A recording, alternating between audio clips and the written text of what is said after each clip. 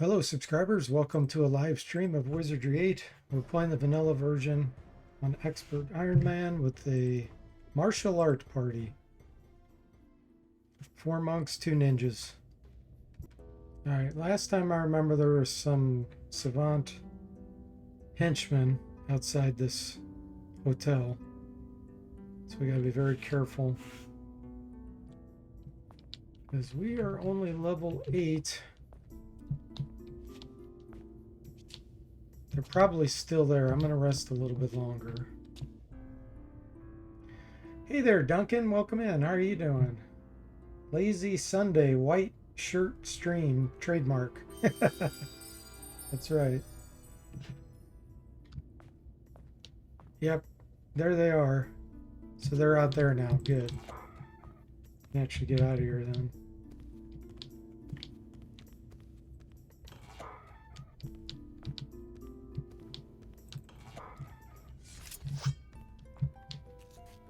Down there, do we have any helpers?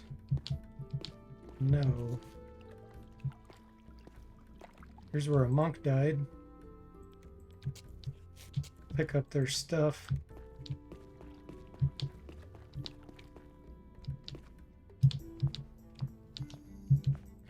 You've returned.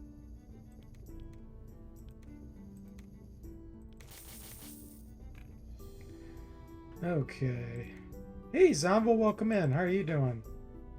Happy Sunday. Okay, he doesn't really have anything we want. Until Farewell.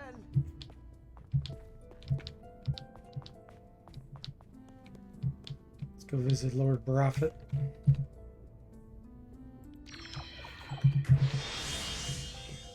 It's good.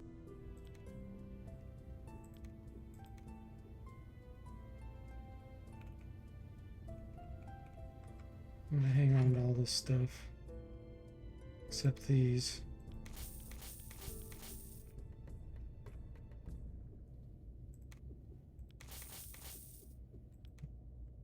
You're doing great, glad to hear it, Zombo.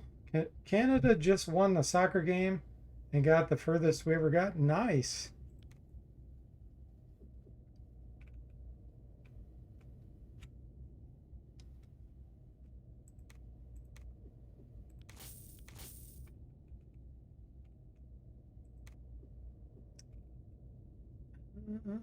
Devil dust for sure.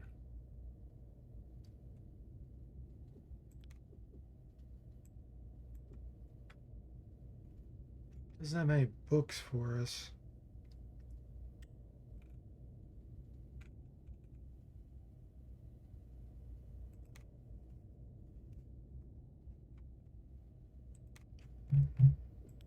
I think I'm going to get a few of these rust alls.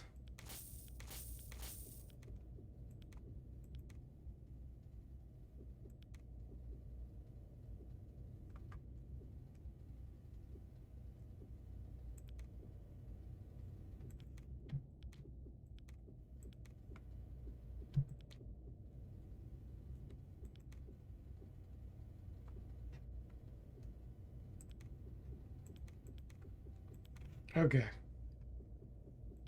Looks good to me.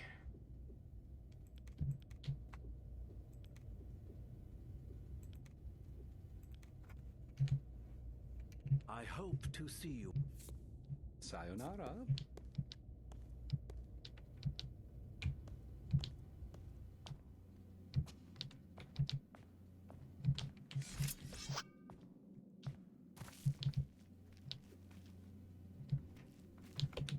I think I'm going to go out on Arnica Road and do some fights. I haven't cleared this yet either. Maybe I should do this first. Oh, I didn't even do the jail yet. Hang on. Let's go do the jail. I also didn't get the Cure Lesser Condition book yet either.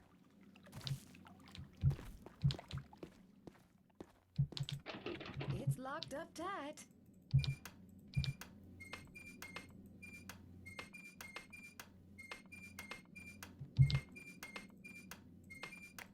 Hurry up, Jimmy.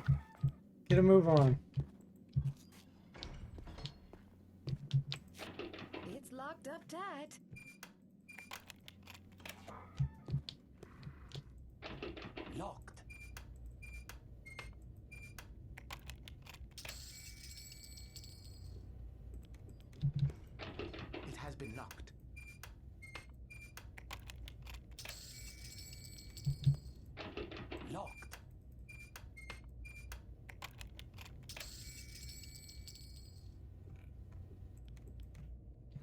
Let's see, does everybody have at least swayed the monks? Yep, okay.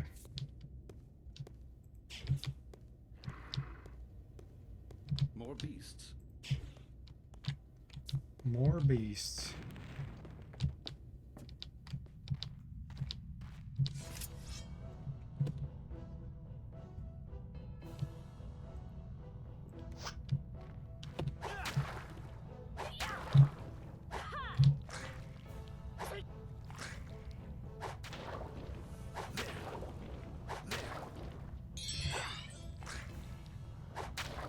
Ah, getting 2 swings now on that monk. Nice. It was DC had been getting 2 swings already, but now we got it on another monk as well. D Forte.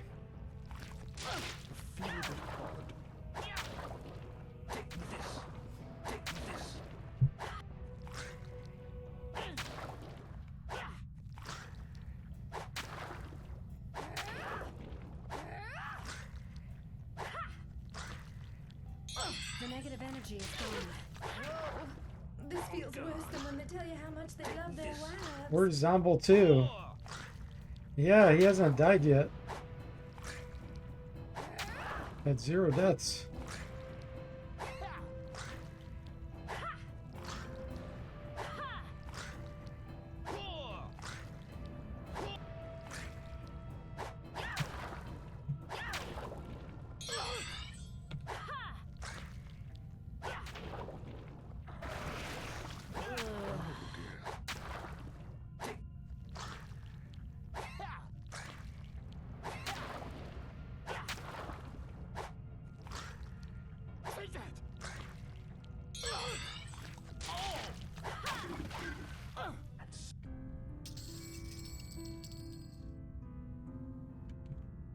The negative energy is gone.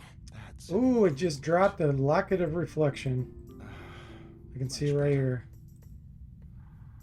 That's nice. Stamina regen for a female. I think I have 2 females. Yeah. Excellent.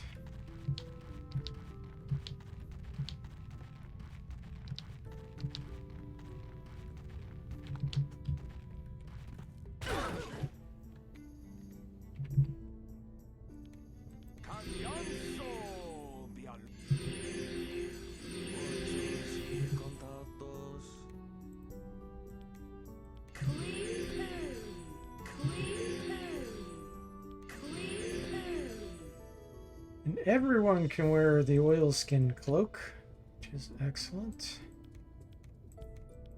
Okay, looks like D14 needs the most help.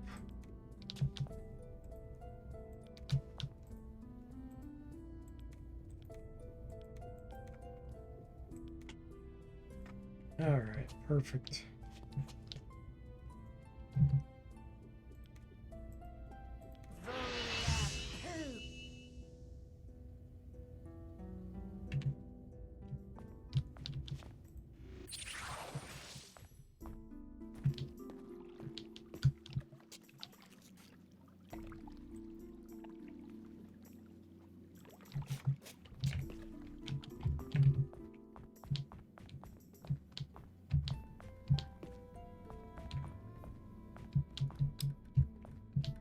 Now we can do this. Scanning HLL. Yeah, come on, get a move on it. The thing always delays you, and there's random enemies wandering about and getting countered.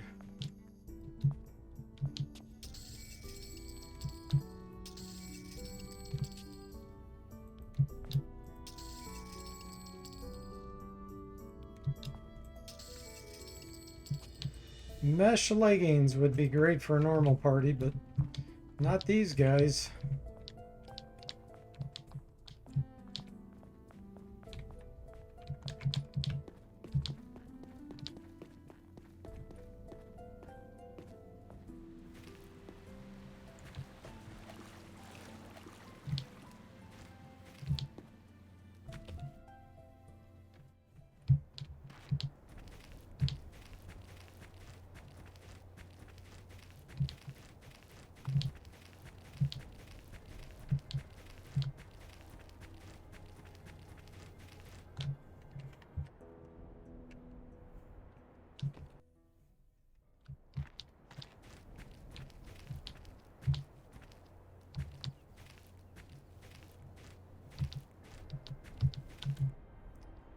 Alright, let's do some fights.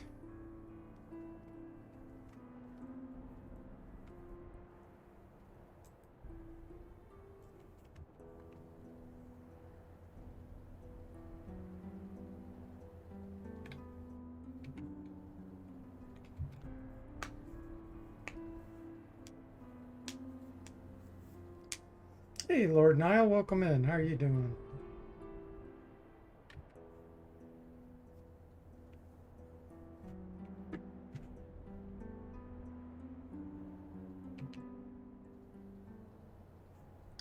Looks like bats.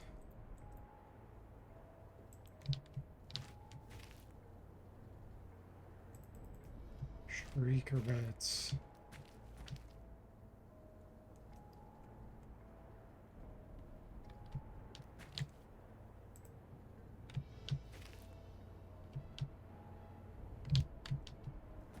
Come on, Shriekers.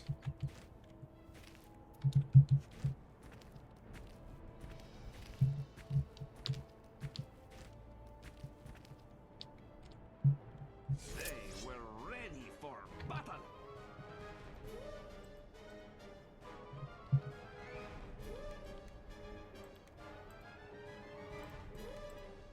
Do a little bit of air training here.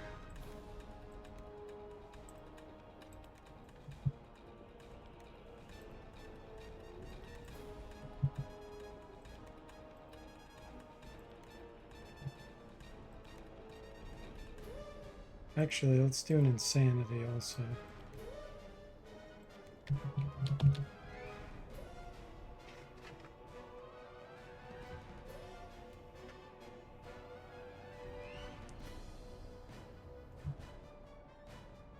You're doing pretty good. Glad to hear that, Lord Nile. Tired, but you gotta go to class in a bit, studying cybersecurity.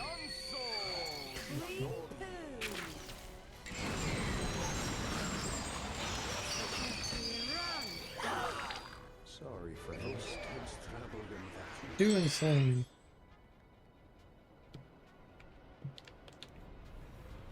Start punching some bats. Punching and kicking.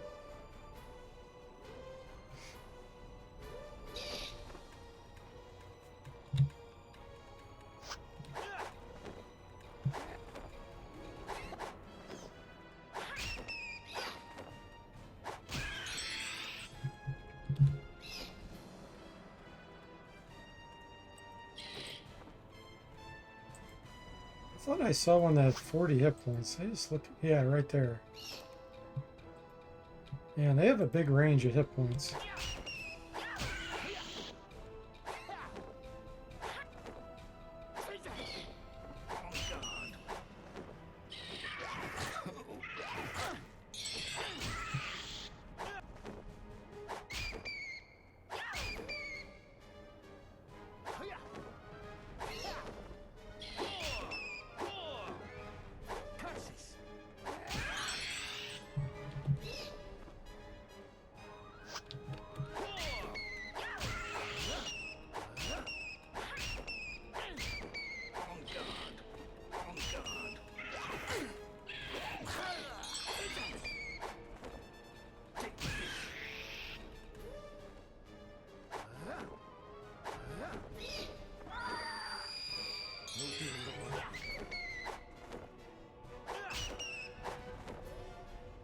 At least it's not like Wizardry 6 and 7.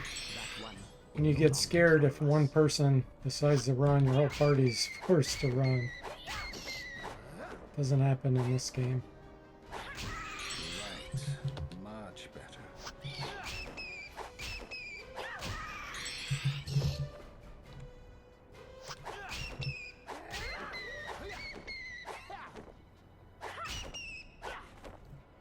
There.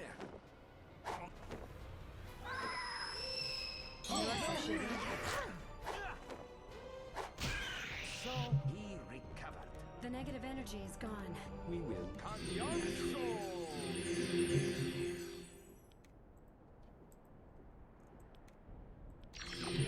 Good training.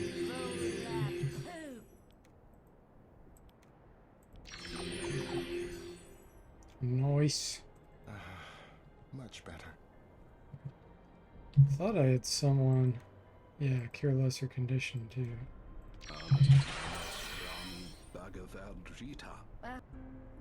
It's a good way to get some training in. Latest Polar Radiance remaster. Yep. It's got lots of fixes in that patch.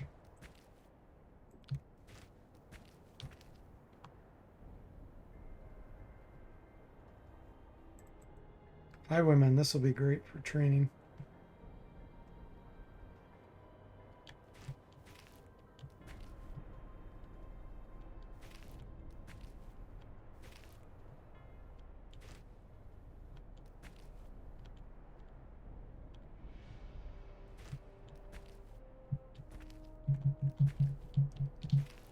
Come on, guys.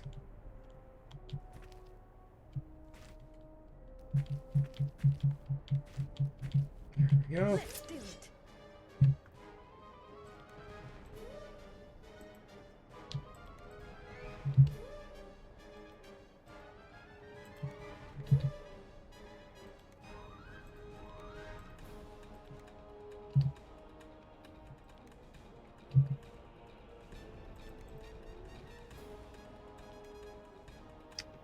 I'm going to go ahead and put insanity on the group of 5. A little bit of infighting never hurts.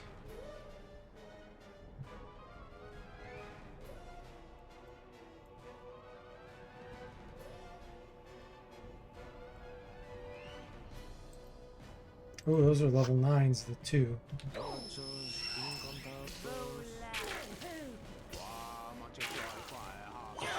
I guess I wasn't fated to like that one.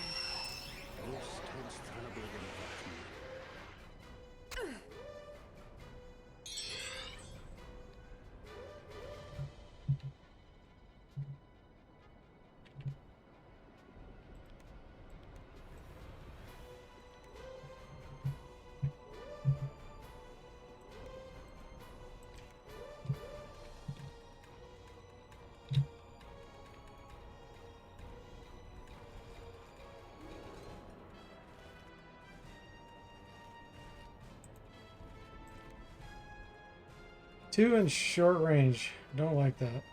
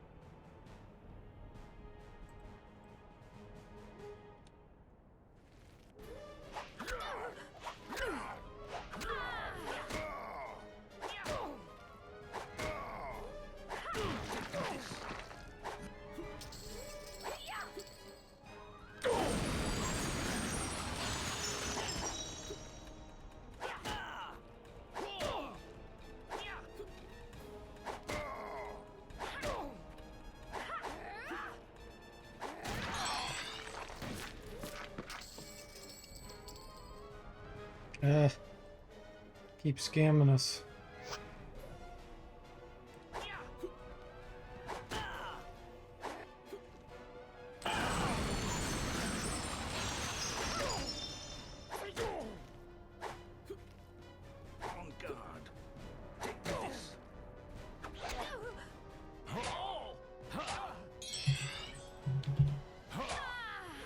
Hey, IB, welcome to the stream. How are you doing?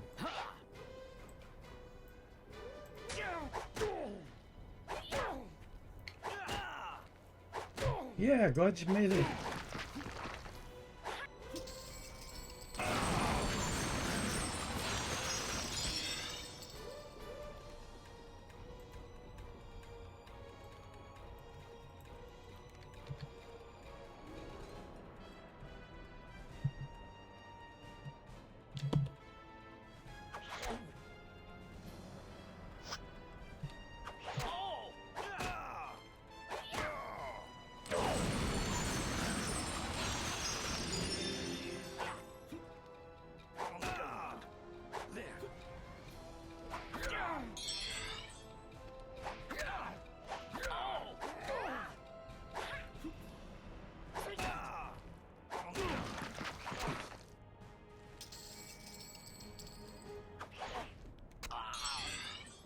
so, the hero was wounded. Oh, go ahead. Yeah, I guess I'll use it. Let's get a little more training here on magic.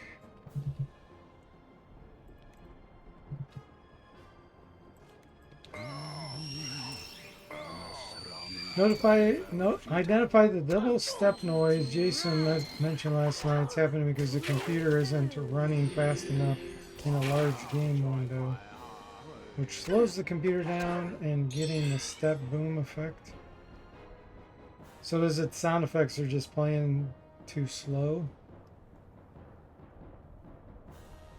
iBeat says I need to play Wizardry 8 again. Well, I need that patch that makes everything faster too.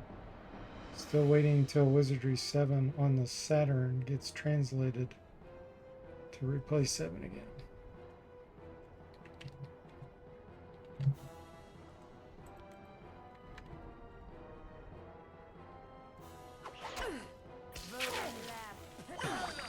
One can avoid those on ghost has traveled in vacuum.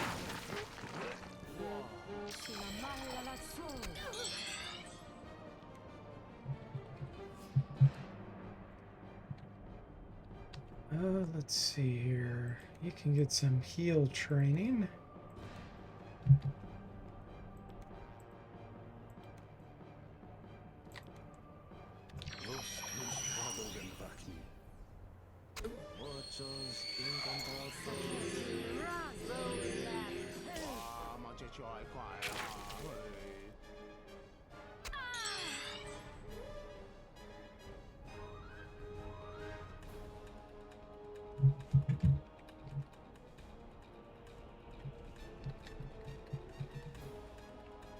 Let's see, you heal yourself.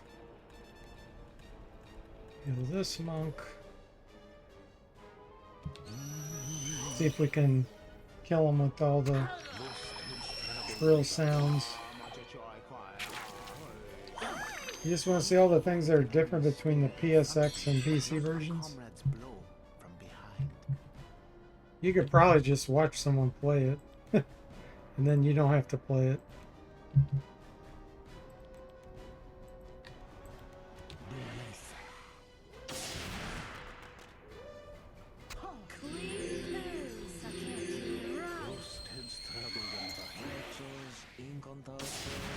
There we go. Our will has prevailed.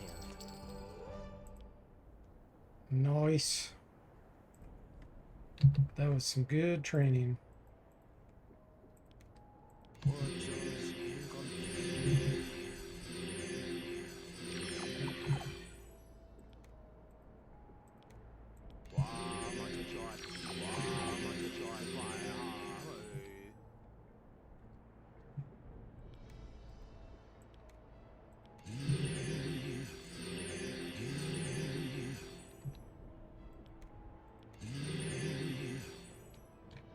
Excellent.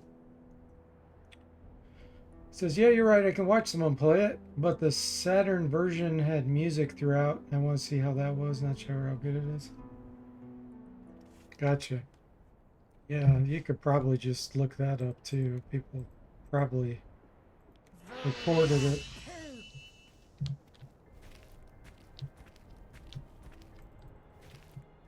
More highwaymen. Level 9s, okay.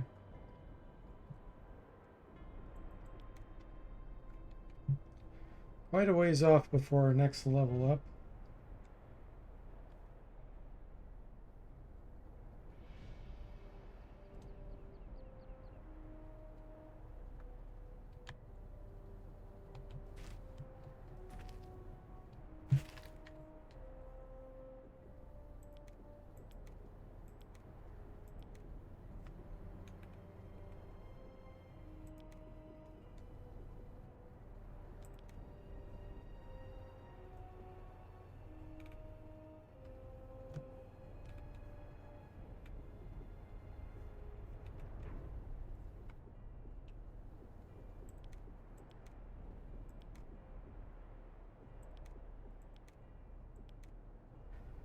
We might actually, hold on, let me look at my alchemy.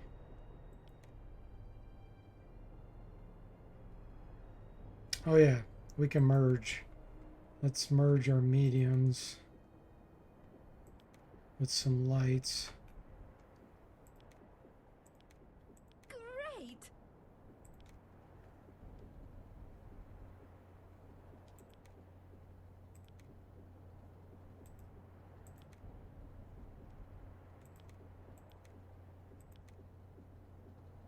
Great!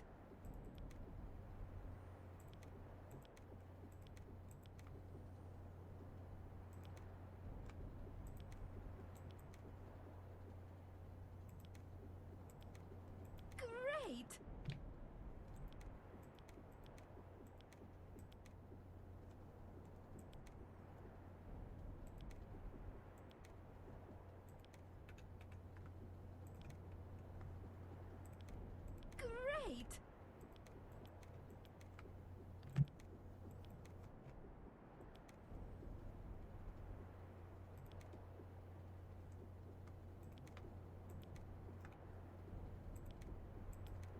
Great! Great!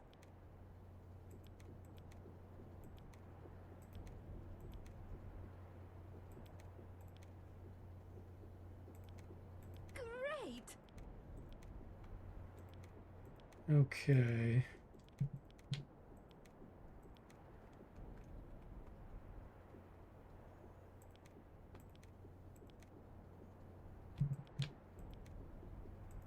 It's a good amount of heavy heals. 4.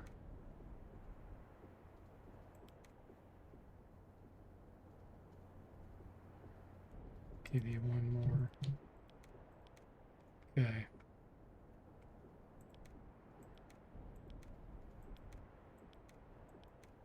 All right, everybody else has got full inventory.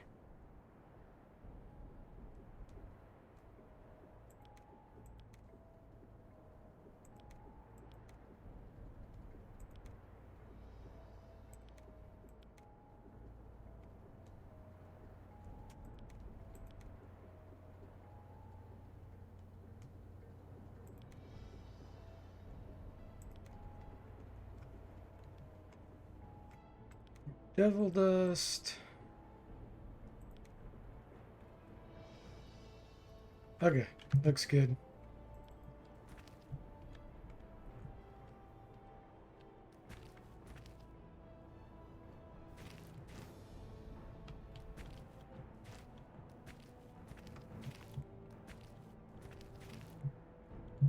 Let's do it! 3, huh? Okay. Let's see if they're both higher levels. So those are level 9.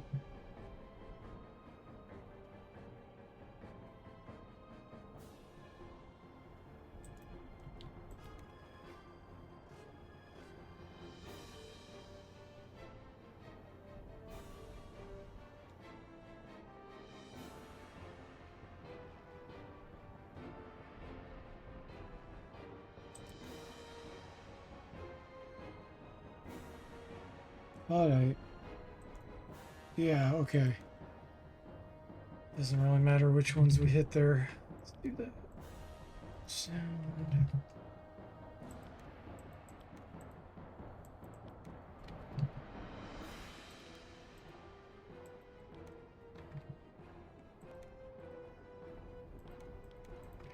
Definitely need more practice.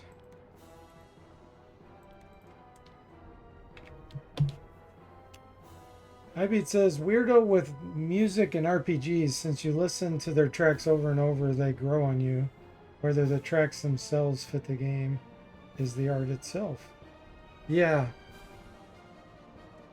Yeah, you probably like more of the Japanese type RPGs then, because they have music playing all the time.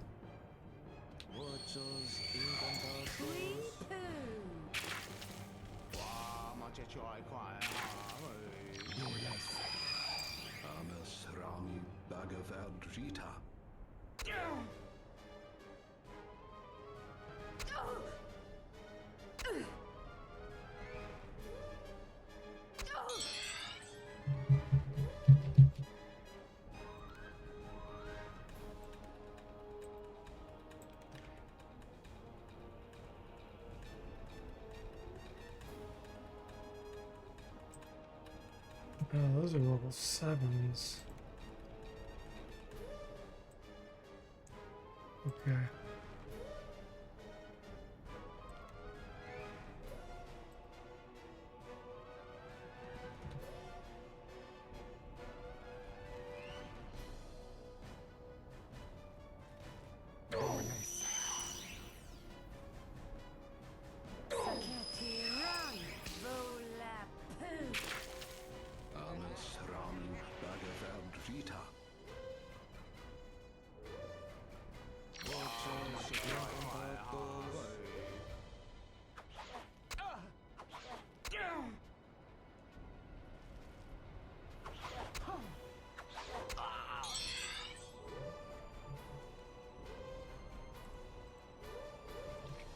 Alright. Theory, they should advance. One should advance all the way up. Let's find out. Okay.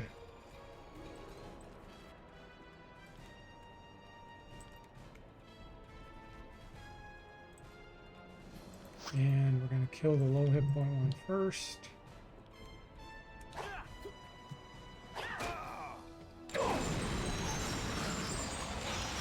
Ibeat says, no, that is the problem. I love these ones, and many of them seem to be missing a good soundtrack or good sound effects. Don't understand you do not think it's necessary. Is good. Yeah, no, yeah, everybody's different with what they like, that's for sure. Yeah, I don't need music in games, especially RPGs. I think it makes a lot more sense in action-oriented games, but turn-based stuff, I don't need music for that. Duncan says D-Forte demands PC speaker for all music and sound effects. Yeah, for sound effects for sure. PC speaker for music is terrible.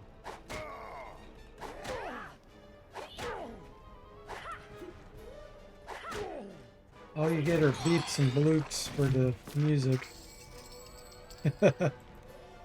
But sounds, you can make decent sound effects with PC speaker. Notice I said decent. They're never good.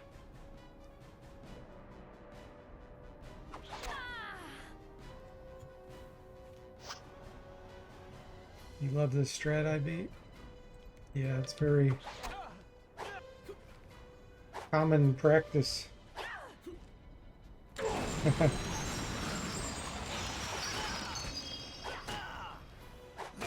MIDI can be okay with PC speaker depending on how well it's done, but it's not easy to do, that's for sure.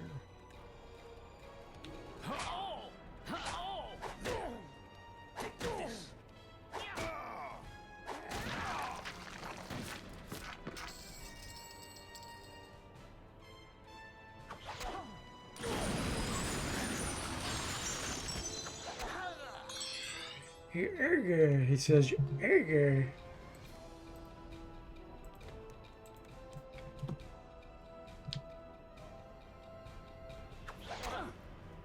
guy just wants to throw.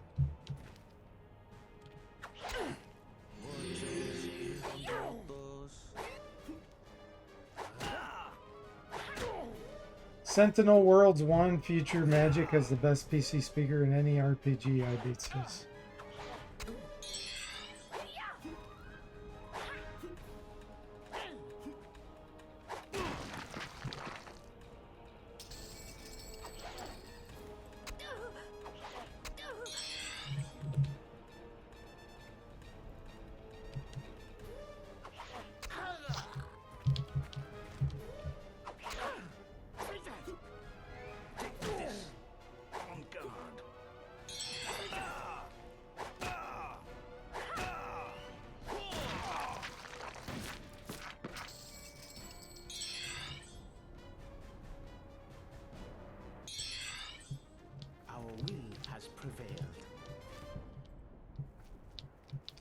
Excellent.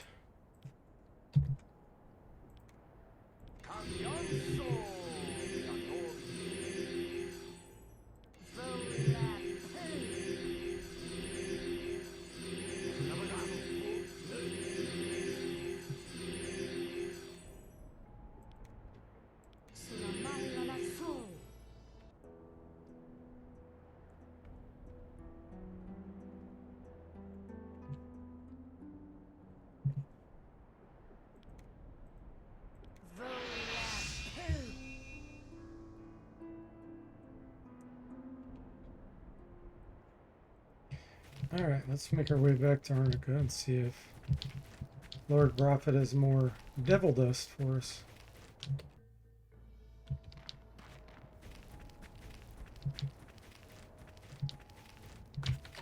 Is our throwing by now? 44, not bad.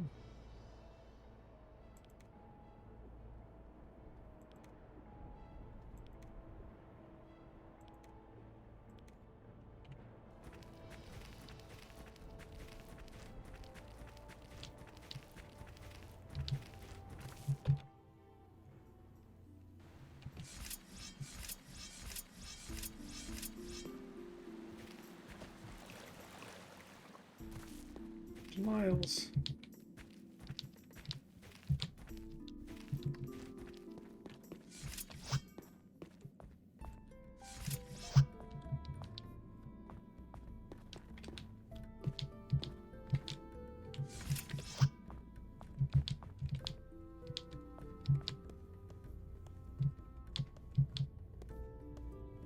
How interesting.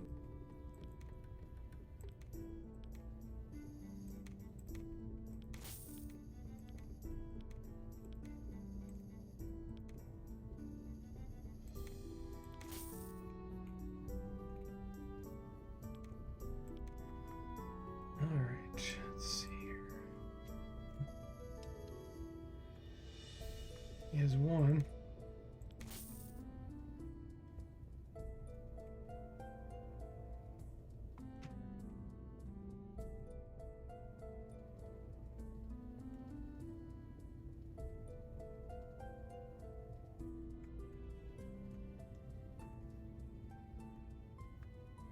Let's make a little money here.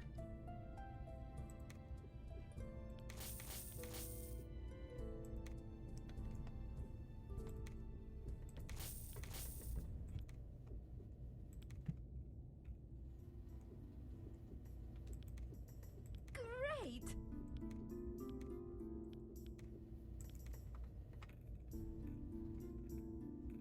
Great!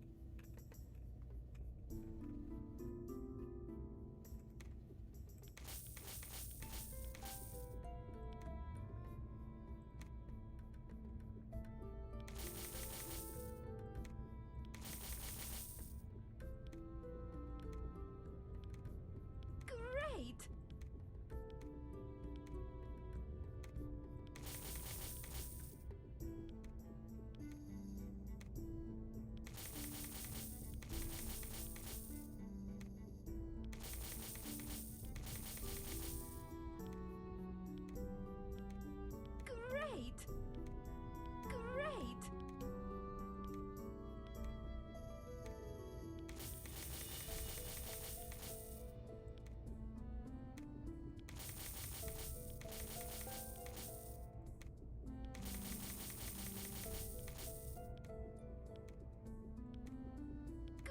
Great! Great!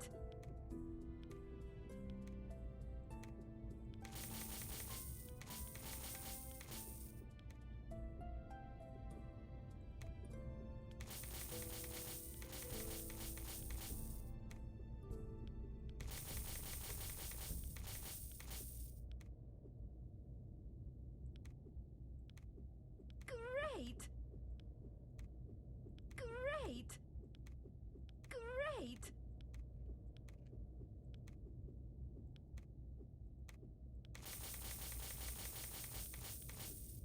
All right. Let's get Poison Cure book. Paralysis Cure.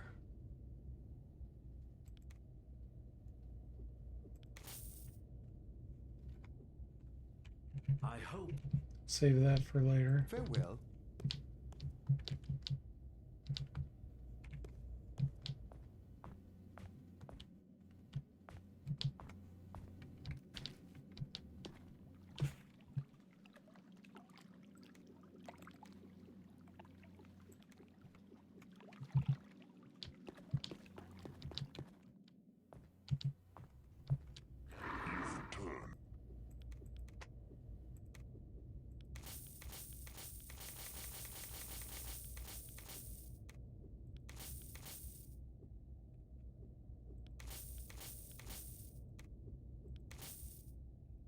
Keeping one dagger.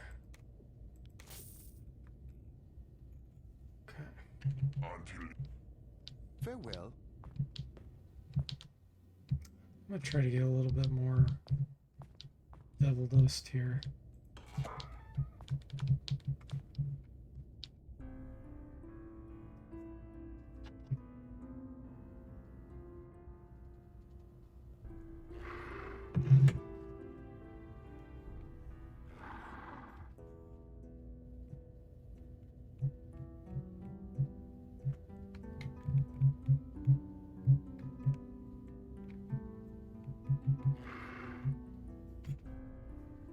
I'm gonna go get that book of cure light conditions too.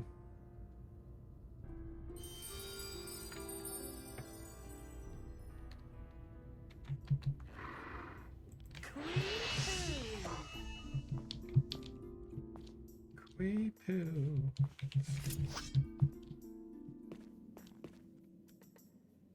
I sense movement. Troopers.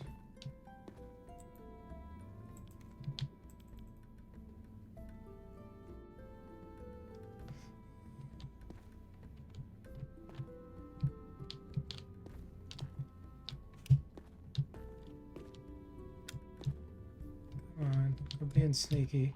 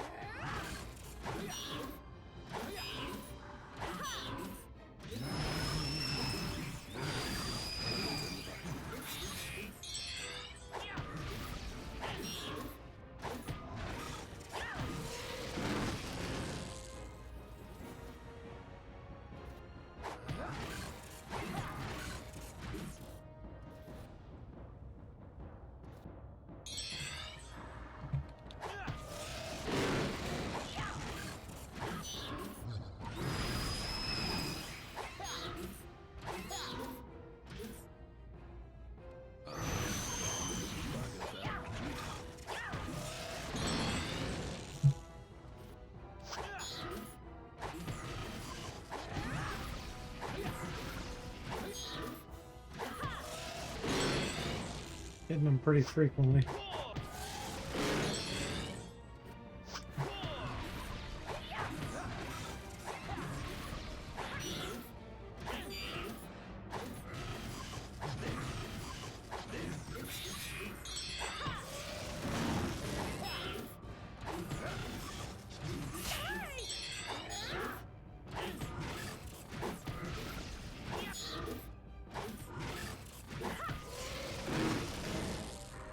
We did it!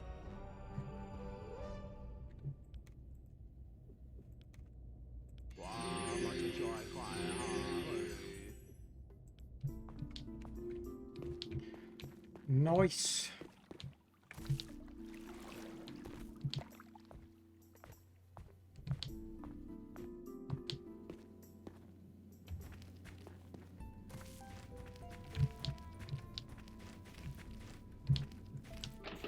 Locked.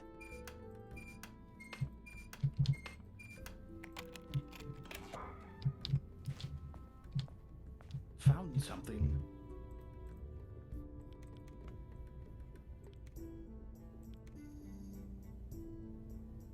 Where'd the book go?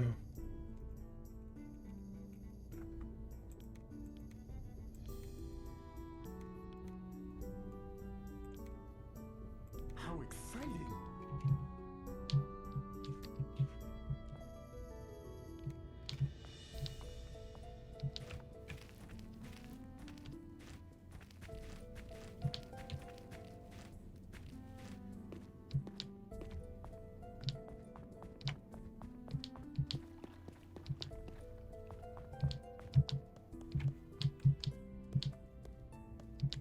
It's good to.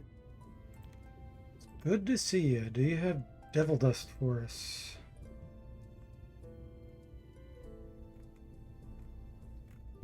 No, you do not.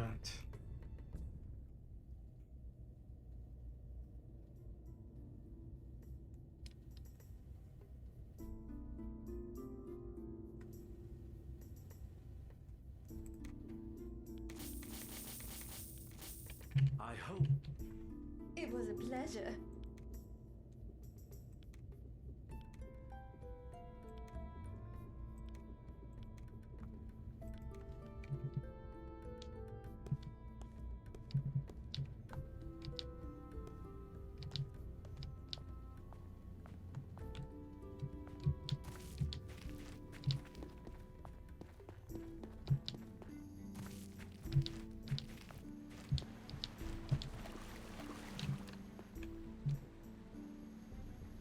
I think we need about 50,000 experience for the monks. Get to the next level.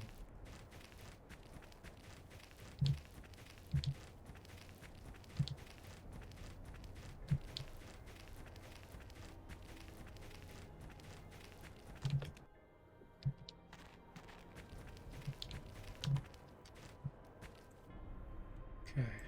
I do want to fight this. Let's get our stamina back.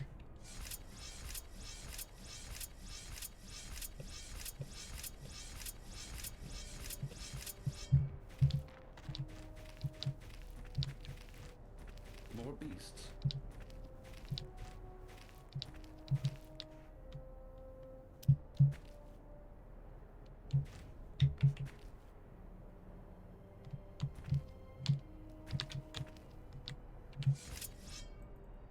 Hit him with an insanity.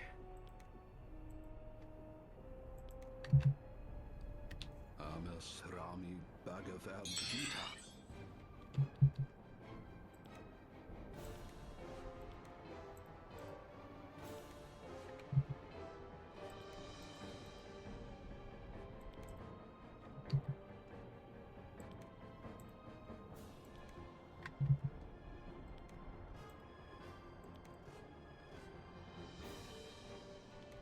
Got that one to be light green. Same with that dark green, actually. We've got one that's still orange, trying to cast Shrill Sound power level 1. Definitely want to get that to at least green.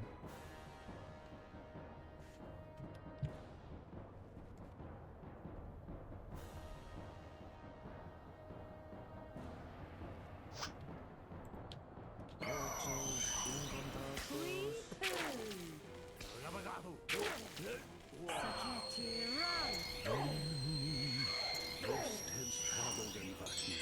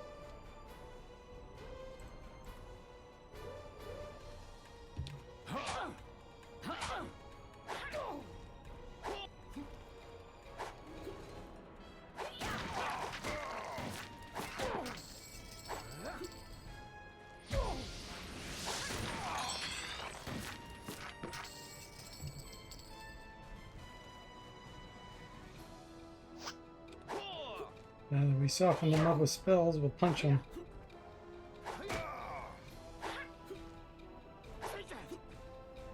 Gosh darn. On guard. I'm not exactly in top form here.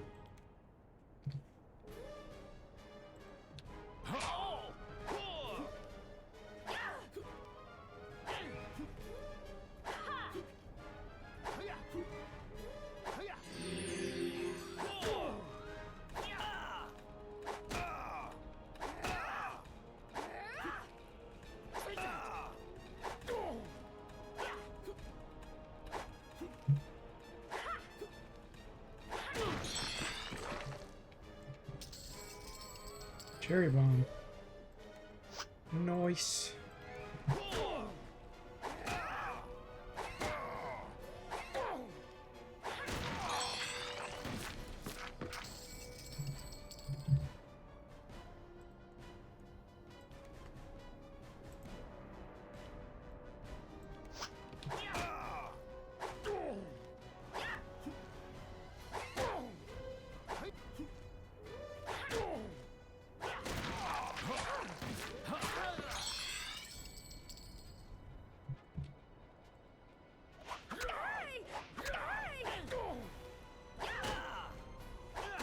Ah, it's floating in the air.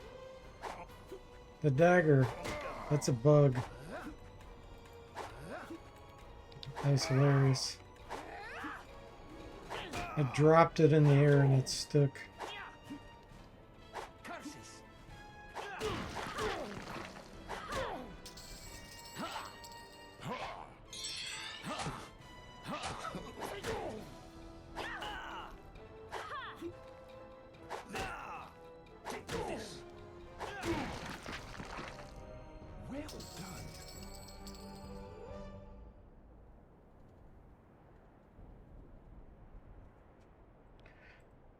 Excellent training. Now we can do our spell casting training.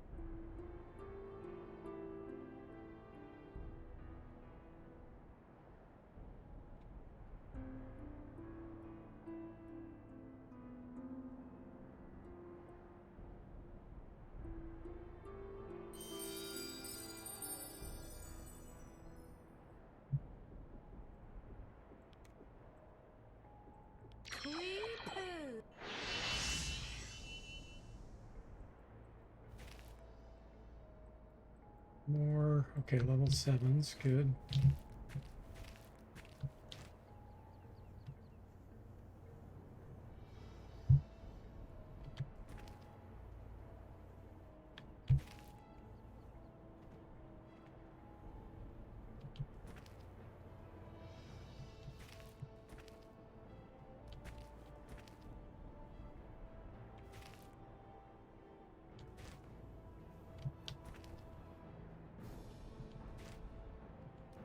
This'll be over in no time.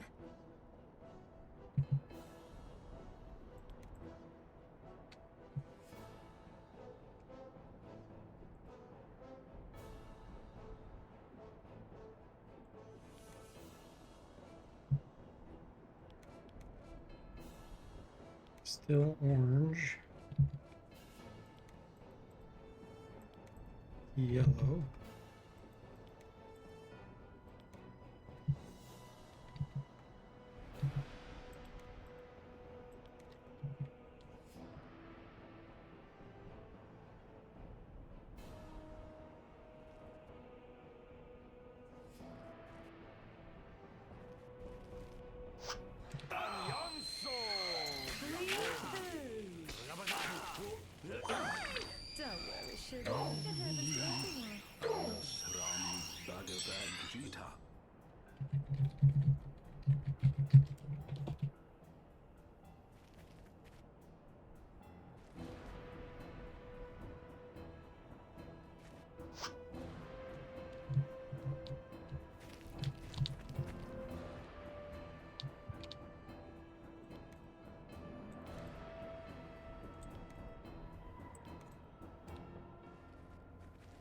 They have so much movement rate.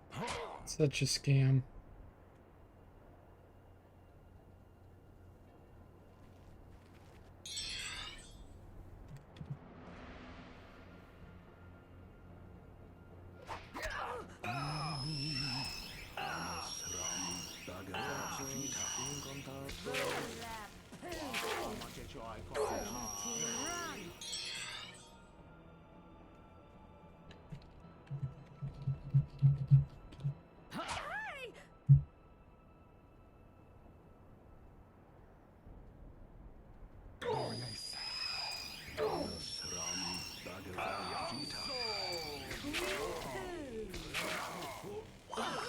Don't worry, sugar. That happens to everyone.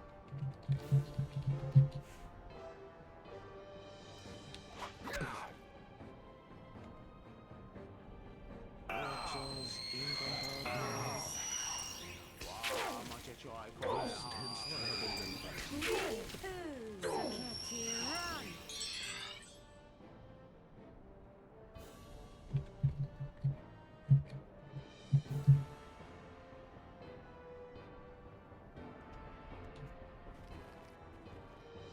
Flees for his life.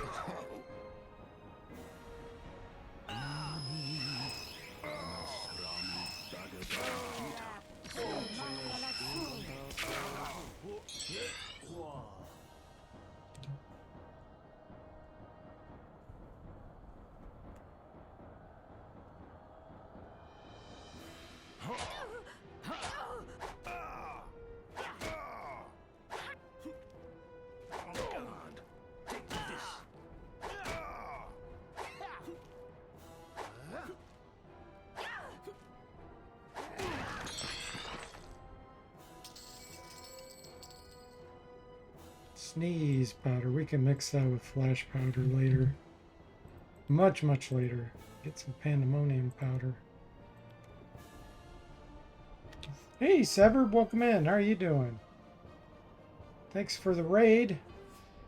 Were you streaming Baldur's Gate 3? Non-binary half-elf raid, he says. Are you doing Baldur's Gate 3? I'll tab here and give you a shout out.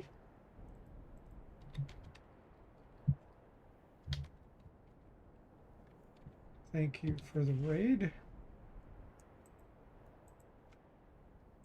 Severb is our Baldur's Gate 3 expert.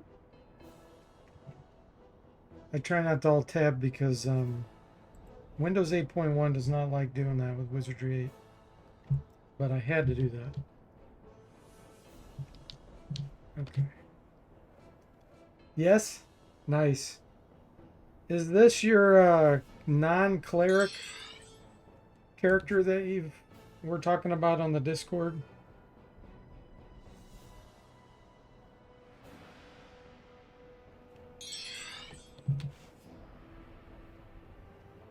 Not this one? Ah, gotcha.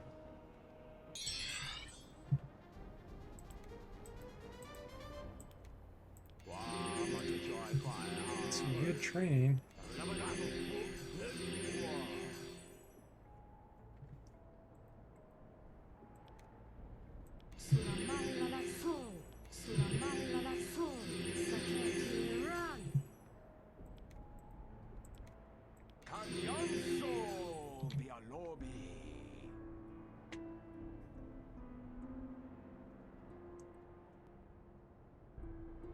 So I'm assuming you've played the other two Baldur's Gates as well, right? And is the third the best one then, in your opinion?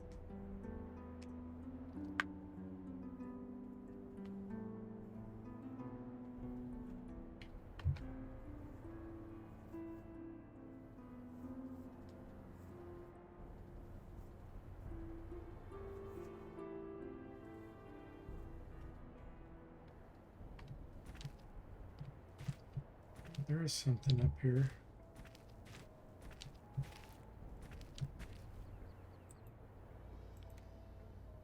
Wow. Oh! No, no, no, no. That was a sorceress. We're not doing that.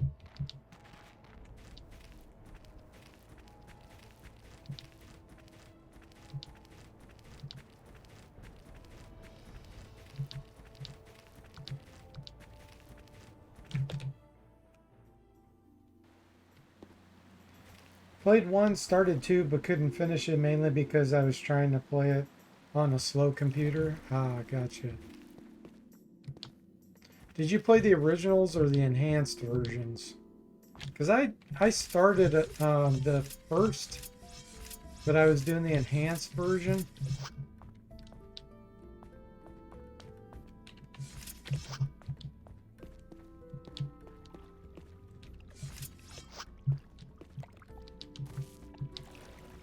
I'm gonna do some fights in here. Since we're getting scammed by sorceresses.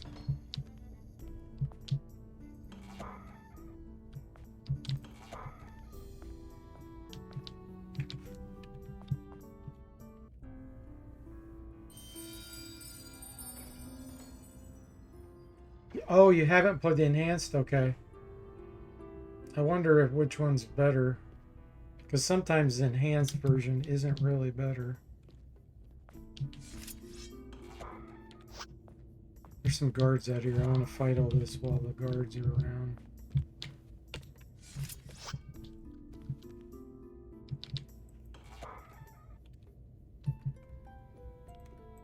Sugar, it just isn't meant to be.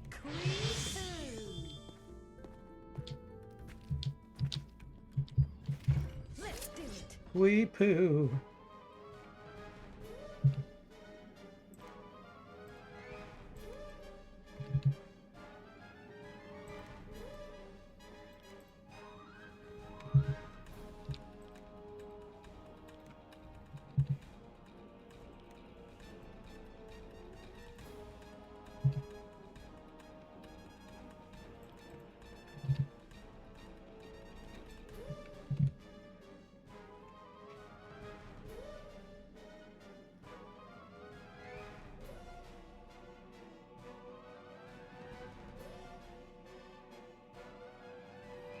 They just ignore the guards and run right toward us. Ah, thanks for the 100-bit Quipu, Severb. I really appreciate it. Quipu. There's two Quipu voices.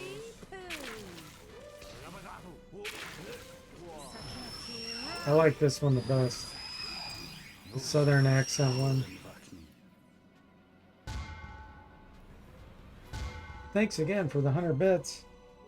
Oh, hey, Igloo, thank you for the 100 bits. I really appreciate that. And welcome in. How are you doing? It's very generous. Everybody loves the Quipu. I still laugh that the Dark Savant got killed by the Quipu Princess solo run. Bet he didn't see that coming.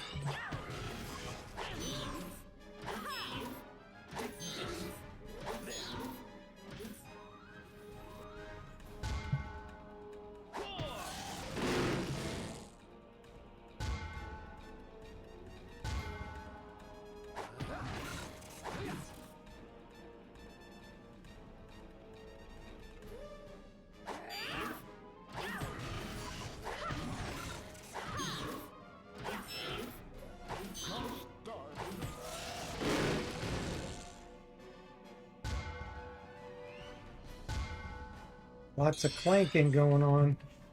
Let me see if it shows our attacks and swings. 2-2. 2. He's still at 1. 2 attacks. Nice. We're getting there. Once we get 2 attacks on everyone, that's a big deal.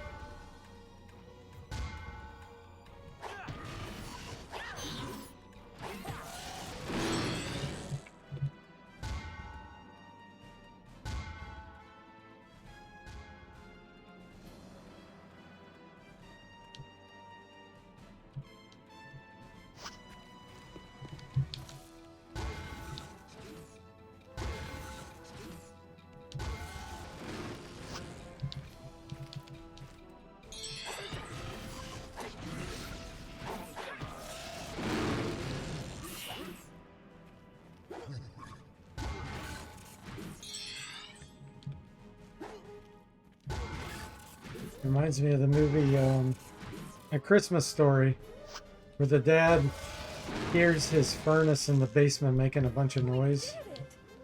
And he's like, "It's a clinker!" And he goes running down there.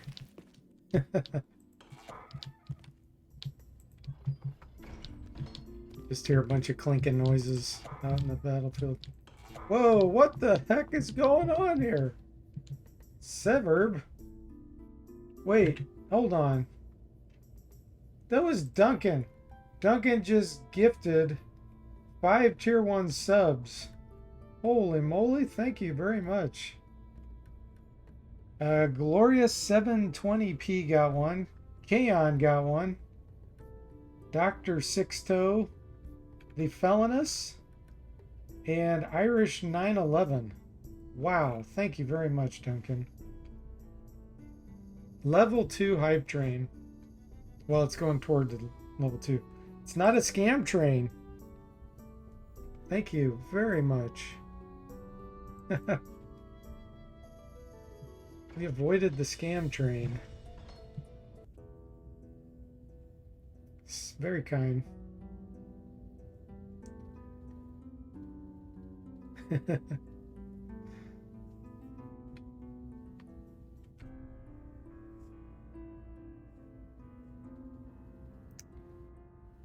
Love the hype train. Yeah, definitely, Lord Nile.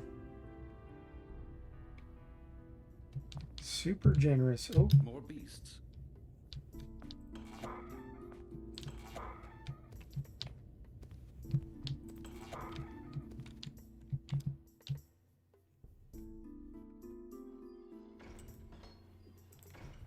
Igloo says, at least with Twitch, I know where my money's going. Yeah, that's true. Absolutely. You know, it's going to a gamer that loves the gaming community. So I really appreciate it. Ready for battle.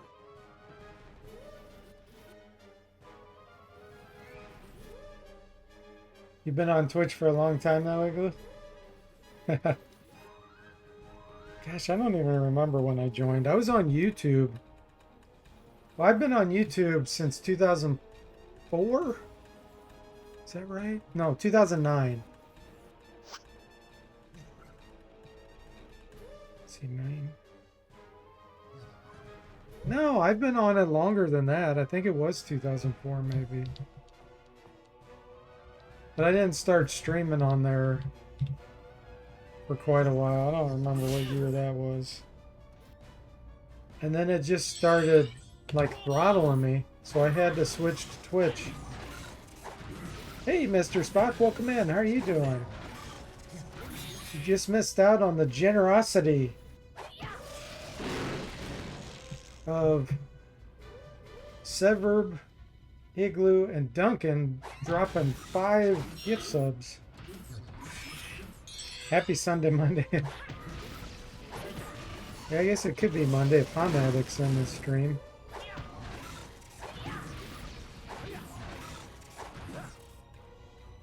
Lord Niles from Australia, I believe. I don't know. Maybe it's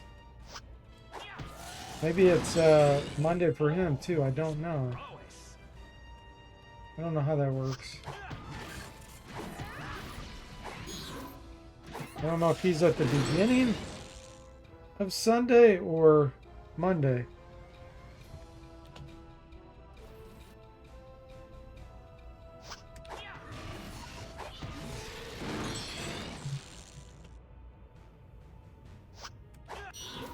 Yes, yes indeed.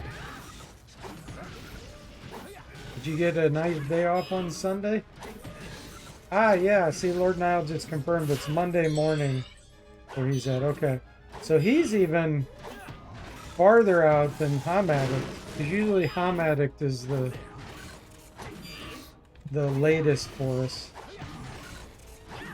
So Lord Nile's really in the future. Fortune was with us.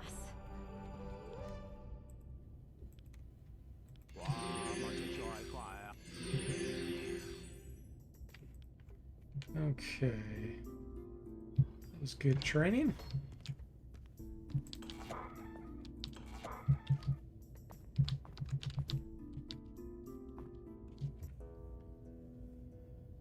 Igloo says I've been drinking coffee again, keeping the metabolism from tanking. There's probably healthier ways to do that. Yeah, maybe some exercise. I don't know. You may exercise. Thank you very much again, Duncan, for those 5 subs and the 100 bits from Sever Beniglu. It says you've collected all level 1 emotes. You guys have given me all level 1 emotes from all your generosity. Wow. I'll just pick one at random. There, whatever that is. Thank you, Mr. Spock. He says 17 years ago was my first YouTube video. Okay.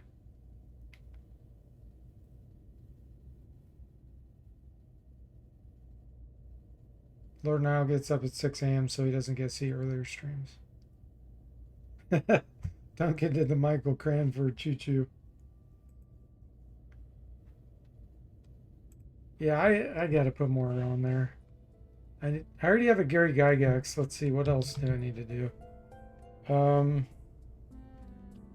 I probably should put some from some of the gold box games. Like some of the characters, like Vela. Sasha, because nobody likes Sasha. Oh, Elminster. Is there an Elminster one? Gotta do that. He's a big scam artist.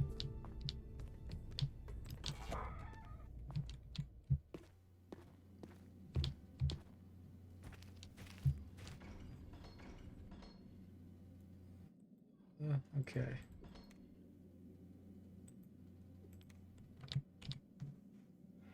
Putting in an option in Pools of Darkness remaster so that Elminster doesn't scam you in Limbo with taking away all your gear when you go to the other dimensions. I'm going to make that a cheat option.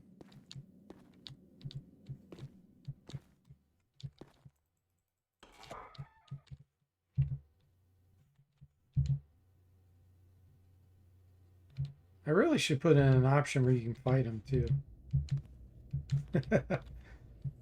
Who wouldn't like to destroy Elminster?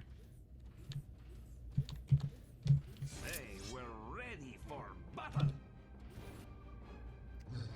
What time is it here? It is 6:15 p.m.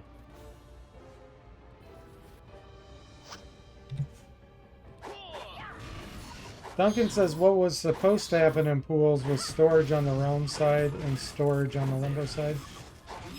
Do you mean like whatever you get on the limbo side you can only use on the limbo side, or do you mean it transfers, if you put it in the limbo side it transfers to the storage of the realm side too?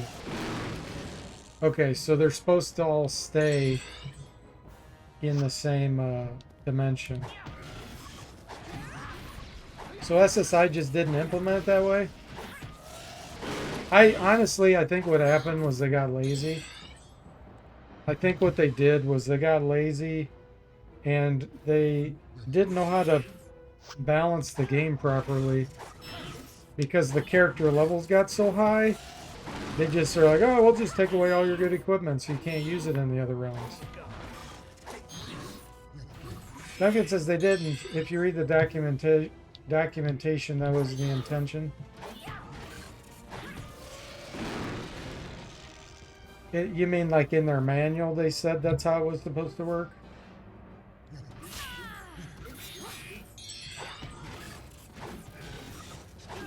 I wonder if they ran out of time.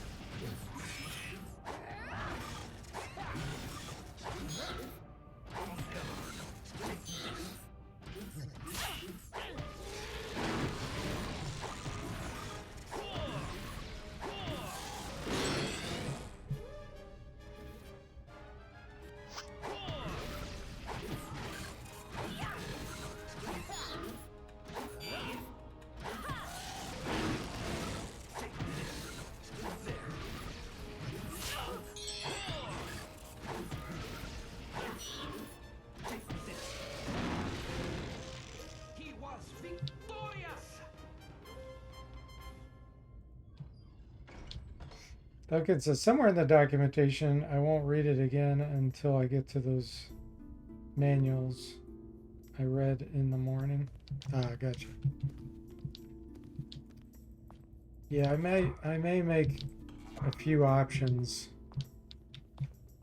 I may make it where it does it as it's supposed to do it, where you have storage on both sides, and then put in the cheat option where you don't have to do it. My ideal goal is to balance it so that even though you have the really strong characters with great equipment, that you can still fight things there and still be challenged. I just feel like they, I don't know. I feel like they shortchanged the player a lot with all that stuff. They just spammed all kinds of enemies. I just remember all the spiders and like all the Biddlemoanders, Shambling Mounds. Instead of making it like a variety of enemies to challenge you, they just like spammed a ridiculous count of them and made way too many encounters. And I remember the area with the beholders in the end of the game was ridiculous too. Oh, whoa, whoa, whoa, whoa.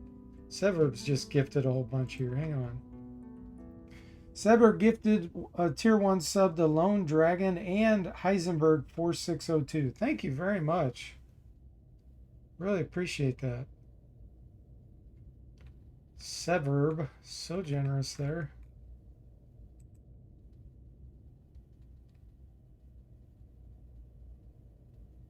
Mr. Spock's in the same time zone as me, yeah. Yeah, hey, Lone Dragon, welcome in.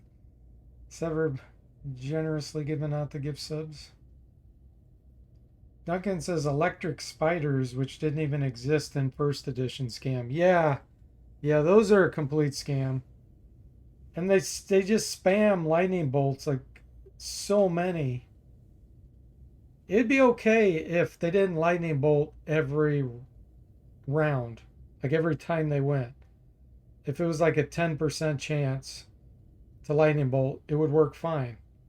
But every single one would send a lightning bolt every time. I need to look those up and see if SSI even implemented them according to second edition or whatever they used.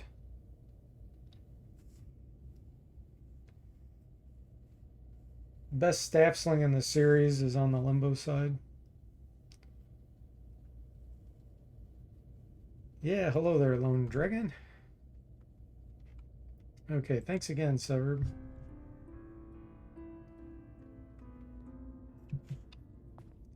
But yeah, since I've got so many monsters I can pull in now from all the different games, plus I've done some from Unlimited Adventures that other people have done, the ability to expand those games like Pools of Darkness to include a bunch of other monster types can definitely be done. I just want to make sure if I do that, that I stay true to the dimensions that they're in, the planes that Gary Gygax set up. I know things like cockatrices and there's a bunch of other things that can actually do plane travel.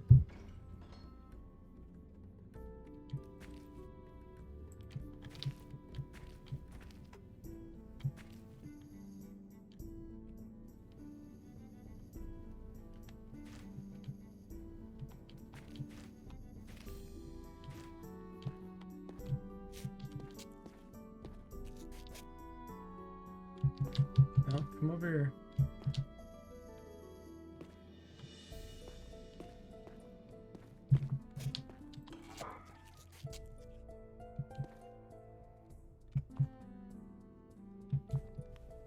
Hit these guys with an insanity to pull them in.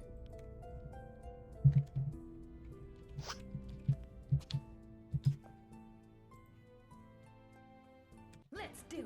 Vos teds trabogen vakni.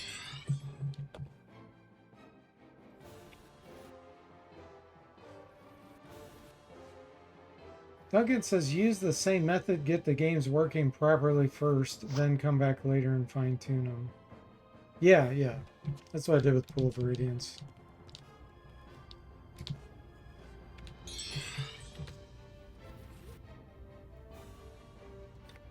You agree? Or now? Yeah. Yeah, for sure it can be dialed in. It just takes a lot of testing.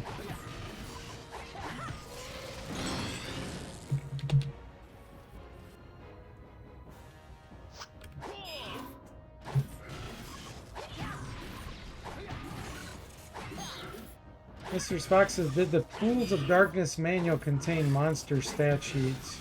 No. Not that I remember. I think it had a picture of them, maybe, but that was it. Like in what, you know, kind of a description. But I don't think it had any stats on them. Our will has prevailed.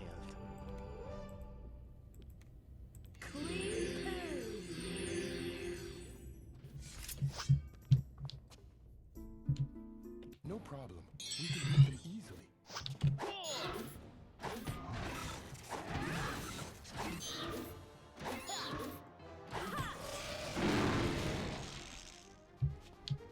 Nice. Zomble's got 70 martial arts now. Looks like the electric spiders only appear in a few SSI games. Yeah. I think one of the Treasures games they're in too, if I remember right. Or one of the Savage Frontier games, I mean.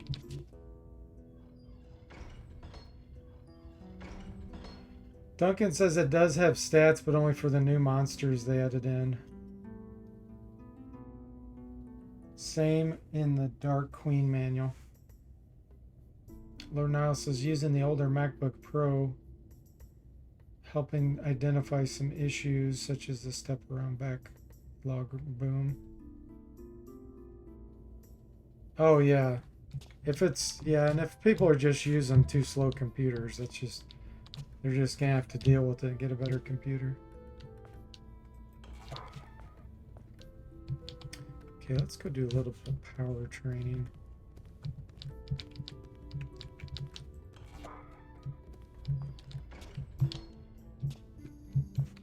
Turn the sound off here.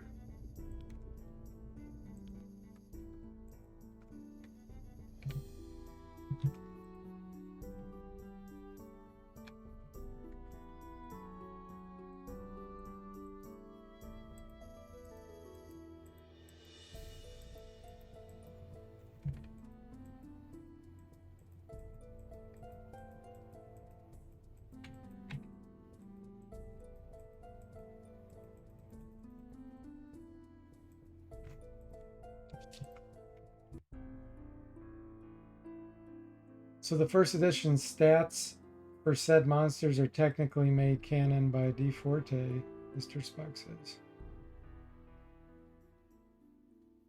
Are you talking about like the electric spiders, you mean, or? I mean, the other thing is that if someone doesn't like how hard not Dark Queen of Kryn, Pools of Darknesses too. They could always enable the option that randomizes the hit points of the enemies. Because in general, SSI put monsters' hit points at about 75% of the max that you could get rolling. So on average, if you roll hit dice, which you're supposed to use 1d8 for most monsters, the average will be a 50% instead of the 75%ish toward the top.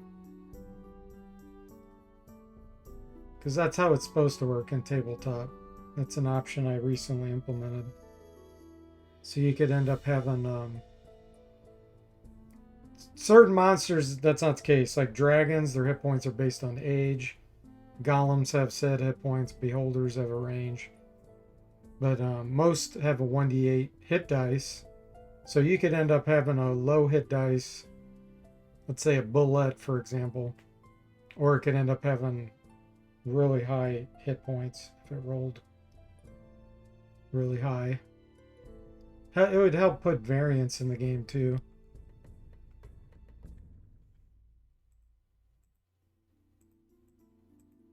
Eventually I'll probably implement something where you could enable my form of level scaling, which isn't going to be SSI's kind of primitive way, where it'll use your power stat. If you enable that, then what you end up fighting will be much more matched to your power level. So it'll be a lot more accurate.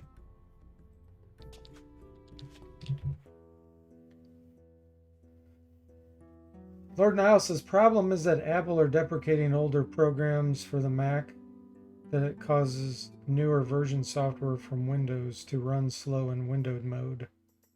Have to run remasters in a small window, about 1/8 of the entire screen. That's a shame.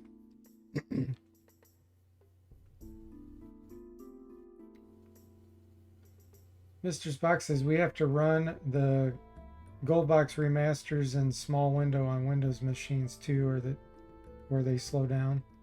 Depends on the speed of your computer. I can do full size and I don't have any problem, but I know some people do. But I'll probably optimize it at some point.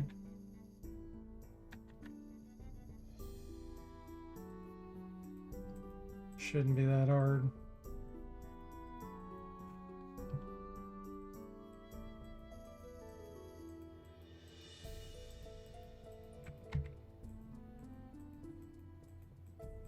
There's way more going on than the original game because I pull in graphics from the hard drive, in folders. I pull in PNGs.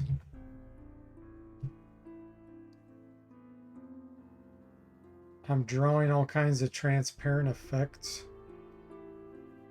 There's so many effects that can be drawn from spells and stuff. So it's just, there's so much more going on.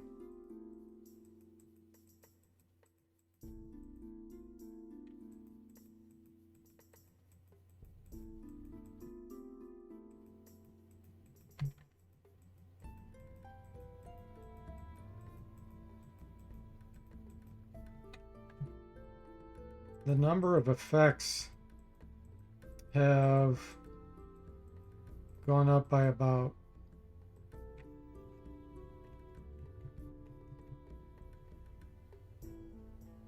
800% or more.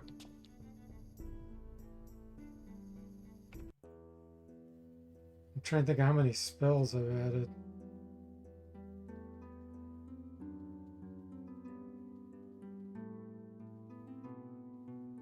I feel like the number of spells has gone up by about 30 times. 20 to 30 times. And the number of items have gone from, I don't know, 120-ish to, I've got about 1,000. So that's almost 10 times the amount too. And then all the games are one engine.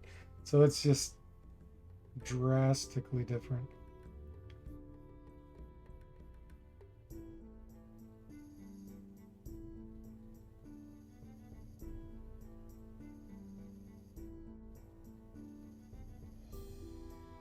Yeah, I haven't tried to optimize anything. It should be easy to optimize.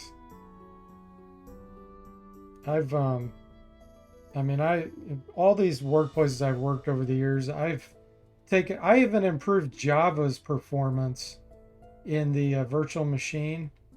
They had this area averaging, what was it called? Area averaging scaling mechanism that they used for high quality scaling graphics in pure Java. And back in the day, that was like the mid to late 90s.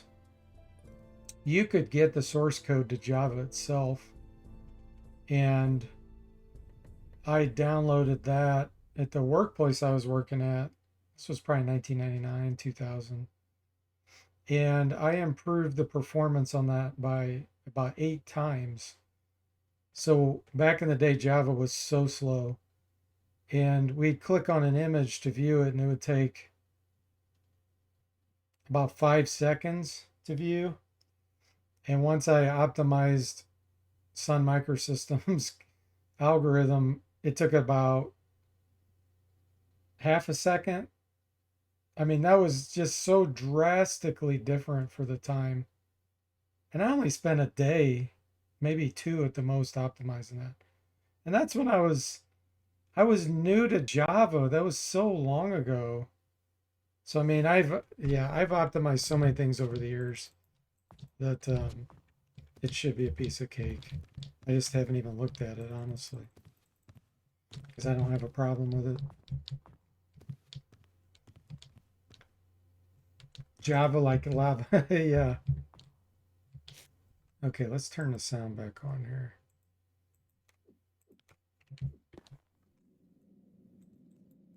Nice. I like all these level 6s we're getting. Igloo says, I work with .NET Core. I like the things they've done. All the stuff you need is in a package, so it doesn't have to run on Windows. Yeah. They've really gone backwards with software development, though. But AI is going to change it all anyway.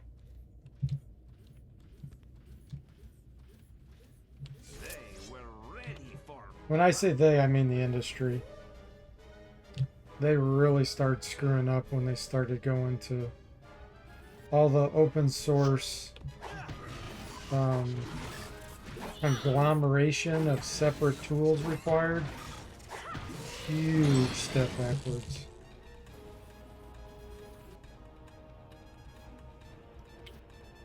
No, Java can be very pretty, Mr. Spock. You just have to know what you're doing. You code only in straight C. Igloo says, my company licenses Copilot. It wouldn't be possible for me to know the things I needed for .NET Core without Copilot. But you're pretty new to development, right, Igloo?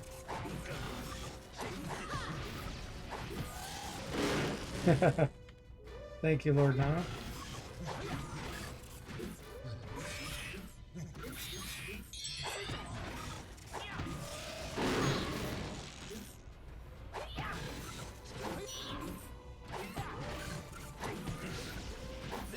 You've done .NET Framework, not .NET Core. Okay. Well, it's very similar.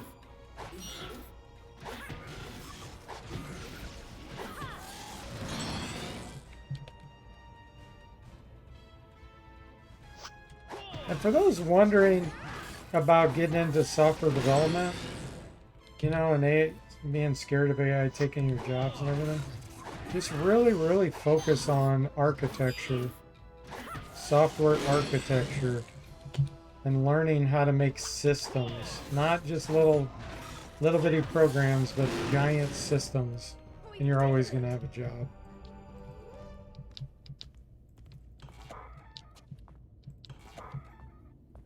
Because I mean,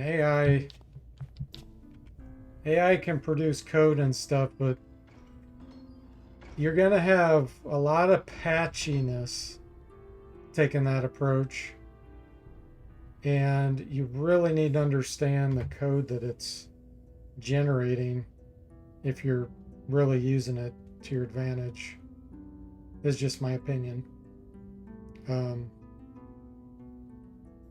It's unless they make drastic changes to how they introduce architecture to it, you just get all these one-off things patched together. I started seeing it even with just newer software developers. They did not have any kind of architecture capability. And I'm like, man, you guys are really going to be in trouble in 5 years with all these systems you've made that are just patched. Horrible integration. Oh, it's a nightmare. I'm just glad I got out when I did. Hey, says Tim, welcome in. How are you doing? Yes, you architect it really well. Really well.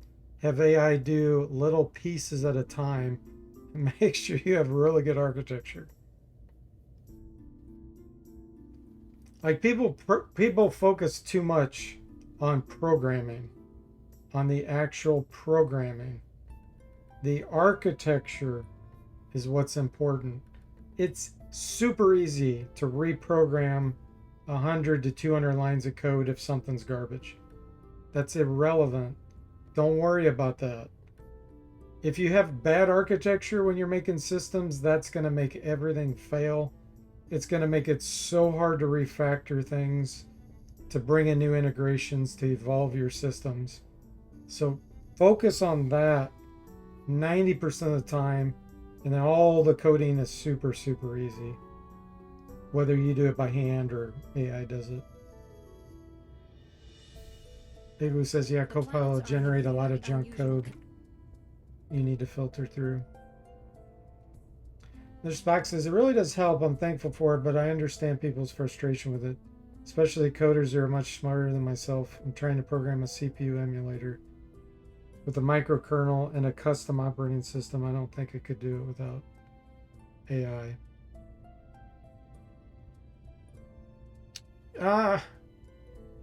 Yeah, but you don't really have a background in programming, right, Mr. Spock? At least, I think you did mainframe, right?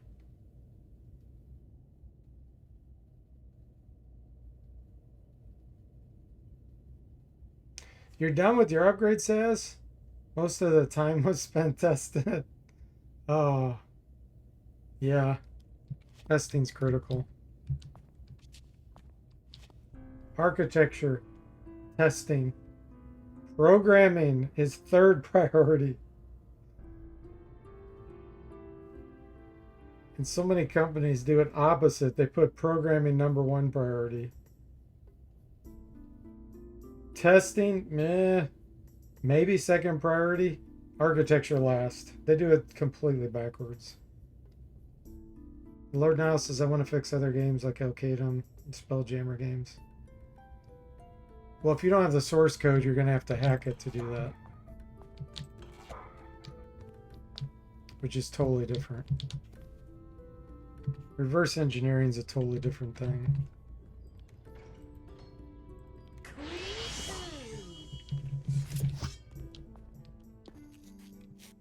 Okay, I think I'm going to try to go back out to Arnica Road. Actually, let's get some more Devil Dust. It's good. If he has it. Only one. Okay. He has no books for the monks. Farewell. I got 2 cherry bombs though. Lord Niles says, I don't have a programming background. At least I want to try. Yeah, well, that's the thing that AI can really help you with. AI, if you don't have a programming background, it can help you tremendously to get some of the basics down. You just have to know what to ask it. So, like, go get a book on Java. Like, for example, even if you're not doing Java, Go get a book on Java software design patterns and architecture and read up on that stuff. That's critical to know even before you start programming. And it'll make your life so much easier. And then you'll know what kinds of questions to ask.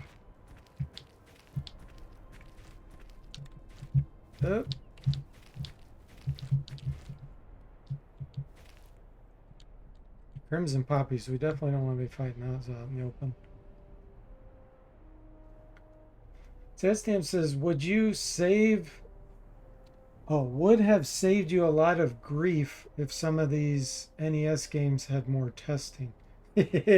Yes. That's why I test my mods. Because I find bugs, you know, and then if you fix a bug, a lot of times you'll break something. Especially when you're dealing with an old source like the SSI Goldbox.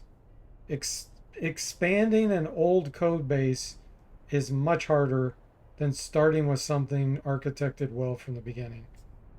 So it's easy for me to break something that as I'm adding to it. So I have to just keep playing through them, keep finding stuff. Miss Fox is true. I don't have a background, but I do also realize these things used to be done by entire teams, and now I feel I can do it myself. Yeah, absolutely. See, and that's the thing is when you're new to programming seems very hard to you. But honestly, that's the easy part. Once you get all the concepts, every programming is essentially the same thing. And you'll get past that. It takes years sometimes to get to that point, but then you get past that and it's all about architecture. That's where everything's at. But sometimes you got to go through all that pain of just getting things to work before you get to that point. Duncan says they had the Nintendo seal of approval. Yes! We can't forget the Nintendo seal of approval. Which one was a really bad one that had the Nintendo seal of approval? I don't remember what it was.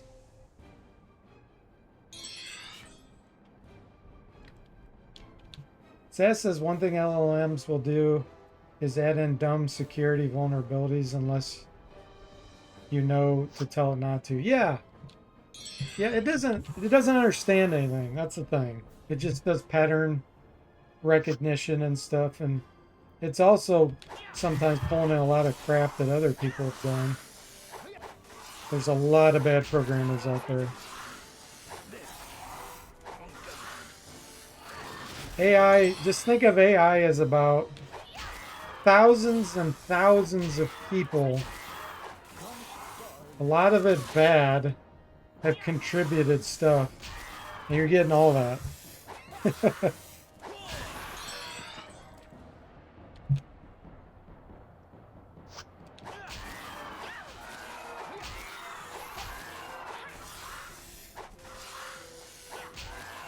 Igloo says, I briefly talked with the higher up architect. I couldn't understand most of what he's saying.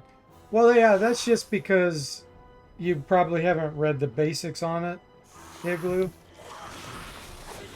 Just get a book. I'm telling you, if you really want to learn about architecture, get one of the Java software development books. It's going to be old. That talks about software design patterns. Probably from like, I don't know, early 2000s. Because the concepts still hold.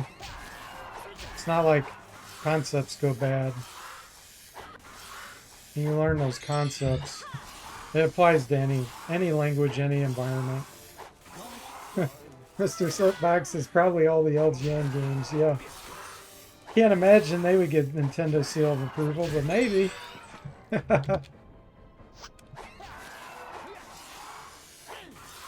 Igloo says we decided to use our own instead of the corporate plan stuff. You gotta go, Lord, now? Alright. Well, have a good evening. Good luck with your class.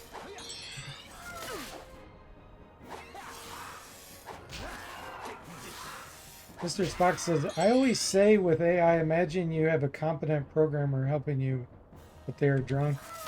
Yeah, that's one way to look at it. But it's really not one person. It's thousands and thousands of opinions and ideas all merged together. That's why you can get all kinds of garbage. Because it doesn't really understand what it's saying. It's just a bunch of tokens getting pulled into it. It takes your speech and splits it into tokens. And then from that, does pattern recognition and tries to pull stuff in. It's very, very primitive. It's just got ridiculous amounts of data it's working with.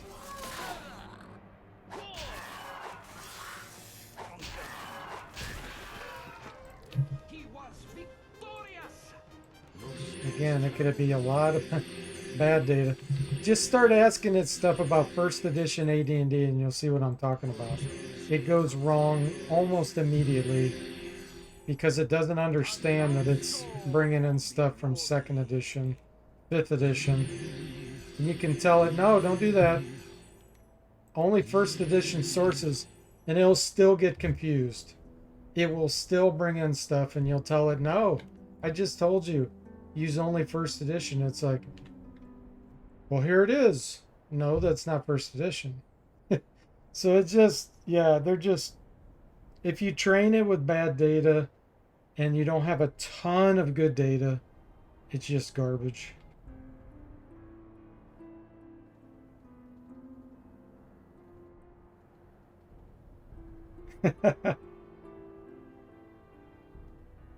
Sastam says, I have my O'Reilly Pearl book somewhere you can borrow. Yeah, O'Reilly has some really good books. Miss Fox says, it still amazes me that anything compiles. Oh, speaking of which, so, everybody's freaking out about AI and how it's going to make everything so much more efficient. Well, let me give you an idea here.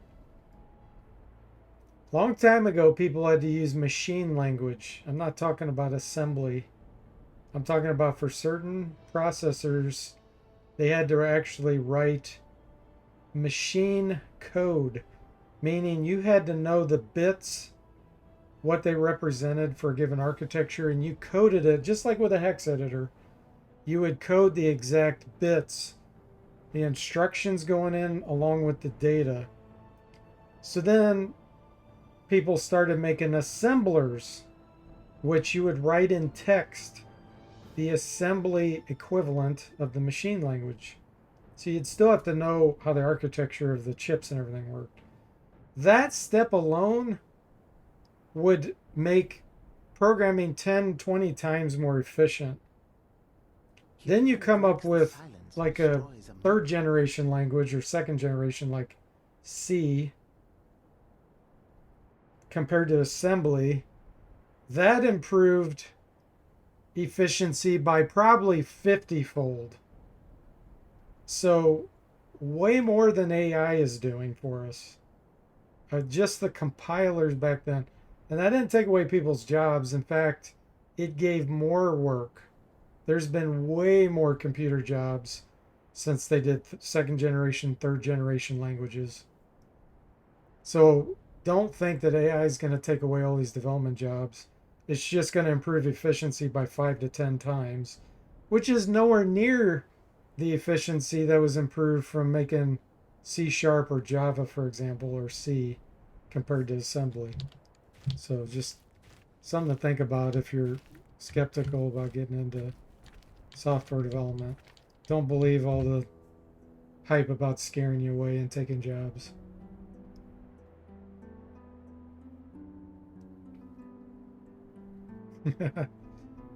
Gives you more crap.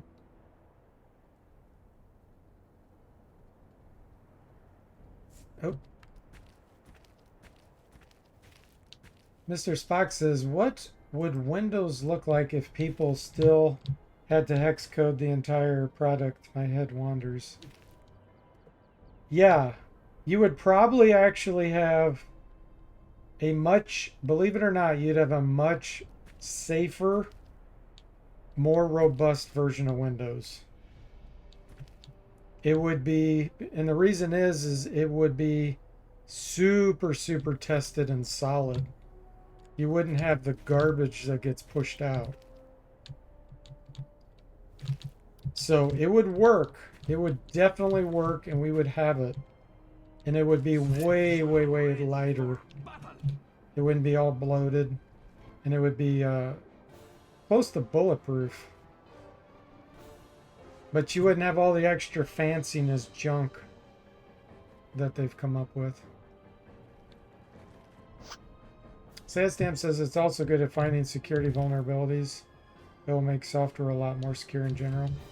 Yeah, you got to be a little careful about that though, because there's a couple side effects to that. So first off, and I ran into this the last place I worked, the security team does not differentiate between, well, because they didn't understand. They did not differentiate between a likely vulnerability and the severity of it versus just, oh, we just got to fix them all. We're just going to put this in place, or we're going to ban this because it's a security vulnerability. And since they're not developers, they don't understand that, yes, that could be a security vulnerability, but because you have this, it's impossible for that to be exposed. It's literally impossible. But they don't understand that. And it's the same with the vulnerabilities that auto scans and things can find. They could find a potential one. But if you've done your security right and you've done other things properly, it doesn't matter. The vulnerability can be there and it's impossible to exploit. So what it could lead to is too much information where there's too many bogus security vulnerabilities presented that are a waste of time, literally a waste of time to fix. And you kind of get lost. It gets lost in the noise of all the bugs reported. I've seen that with manual things, and AI is just going to make it worse. And unfortunately, people that aren't cybersecurity experts that were programmers, they don't have that background and they can't differentiate. And so they're just like, oh, well, you got 200 bugs to fix. It's like, oh man, no you don't. You only have 10 you really need to fix. Mr. Spock says, right, bells and whistles wouldn't exist because programmers would view them as a waste of time. Well, here's the deal though, even with the, it's kind of a misconception. So you can still program libraries with machine code, and that's what would happen. So someone would make something that others would build on. It would encourage better architecture because it's so much more time efficient to use a library that someone has made that's been bulletproof tested, and then you build on that with another library, and then that gets bulletproof. That's how you end up with software that is not bloated, super efficient. And you can do that with machine code. You can call other machine code and take advantage of it. So I do not buy that we wouldn't have nice Windows that looked like it would have taken longer, but we still would have had bulletproof, great graphics. Hey, 200, welcome in. How are you doing? When could Copilot or any other... Oh, just scrolled off. I gotta read this. When could Copilot or any other AI compile fully working virtual machine for new standalone non-Intel or ARM processor without GitHub peeking in and going to say, yes, AI won? I'm not really sure what you're meaning there. Can Anthropic Mythos find zero-day virus by itself? A rhetorical question.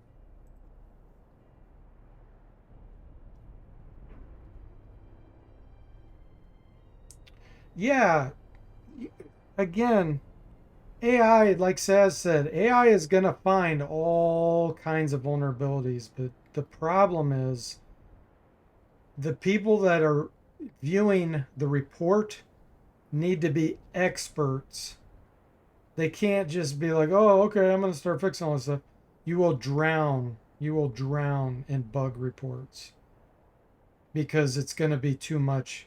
And most of those would never be exploited or could never be exploited if the security is done right. Uh, I I tried to tell people I worked with on the security team, the last place I worked, but they didn't have the background. They couldn't understand what I was telling them. There's just so much bad information about security.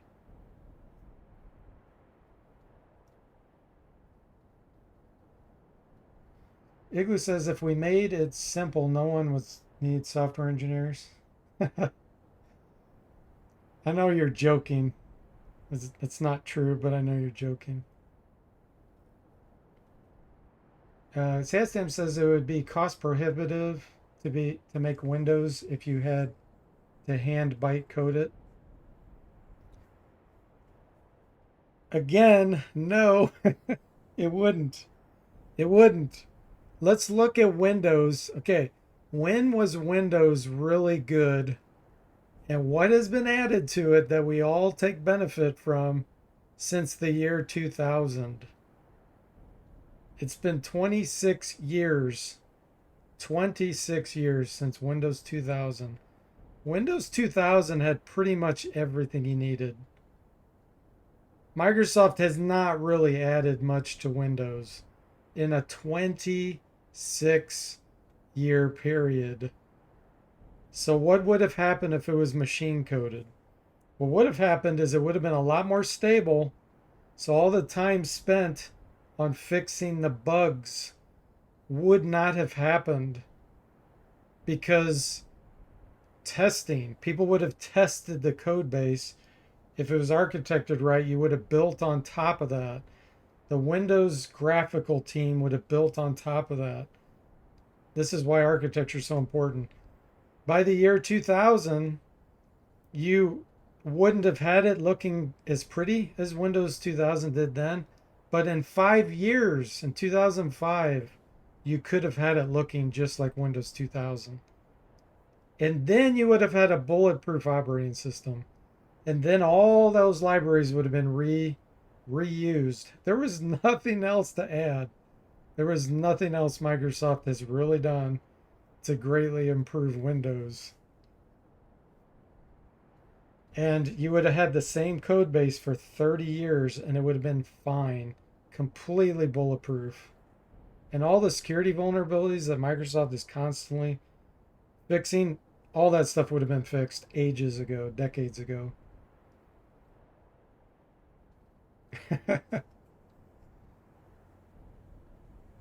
TSM says, I don't think you understand what I'm saying. I mean, Windows 3.1 would not have been made.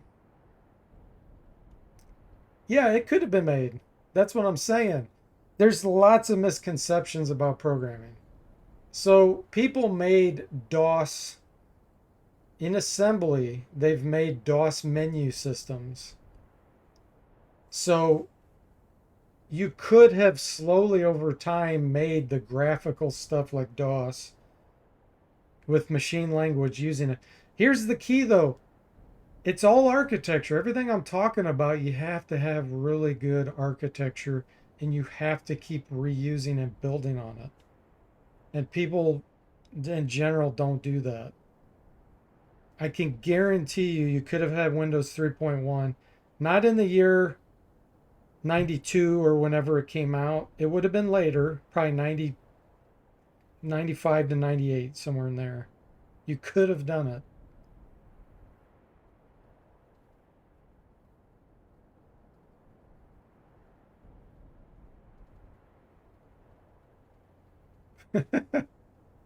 There's something Windows 11 does that I don't know about that someone probably wanted. It says, yeah, it's really good at spying on you now.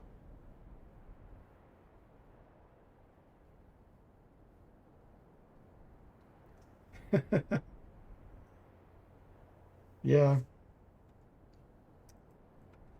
So basically, yeah, okay. I'll quit talking about it, but yeah, in my opinion, with all the things that I've done over the years, I know for sure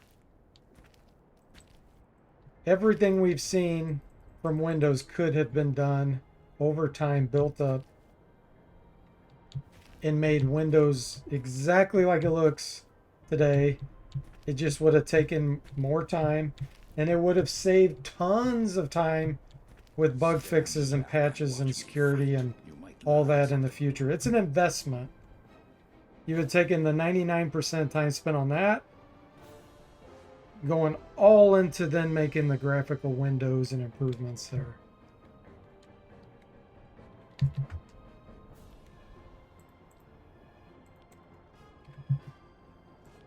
For my business software, I've had the same code base for over 20 years now. I have not had to touch it for about 15 years. Literally, I haven't touched it. And everything I write, I reuse it, and it's bulletproof. And it's because of the architecture. And when you test things over the years many times and you keep reusing it, you have zero reason to have to patch anymore. It's just you've been lied to by the industry. They just don't want you to know that.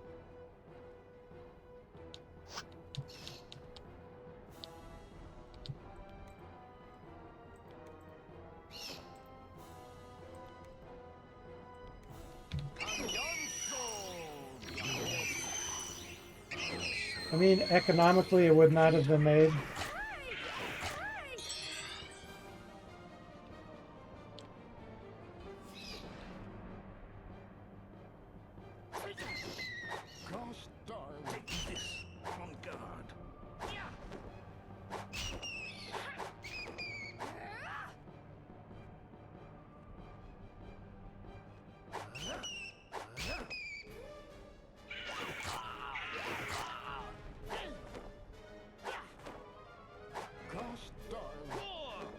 Well, we don't know what we would have gotten. We can just take guesses. I can guarantee with all my experience, 30 plus years of software development experience, I've made almost anything you can imagine. You could do it all in machine language if you have good architecture. No one can know when it would have been released, but you can evolve it. You can evolve it. That's what you do. So if you end up with Gem in the year, let's say 1992, that's fine. But you would evolve that. You would keep reusing and building on the libraries so that you make a bulletproof library that makes a button just like you see in Windows 2000. Someone may spend 3 months on that, but once it's done, it's done. Now the whole operating system can use that, and it's bulletproof. So it actually, if you architect things well, you would be shocked at how quickly you get a return on your investment. Because you're not rewriting anything. And you've thoroughly tested and bug fixed. And it just basically spirals where you get your productivity increases and your rate of return goes through the roof. And the first 5 years may have taken a really long time just to get the simplest stuff going graphically. But then those next 2 years, you see just a tremendous amount of growth on everything. And then you've built an operating system that's graphical. And guess what? You can reuse that whole set of library APIs to make an even more advanced OS on top of that. So it's an investment that just slows things down a good amount in the beginning. And it's like an exponential curve, honestly, where it's like slow, slow, slow, slow, wow, boom. And then you can make anything, and it's bulletproof. And then you spend no time on having to fix things.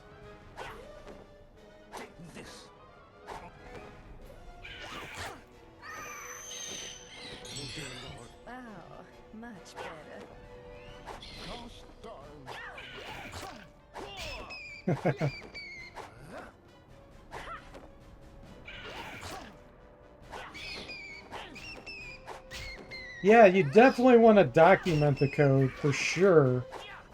It's really, really bad practice to not document code. My inner balance has returned.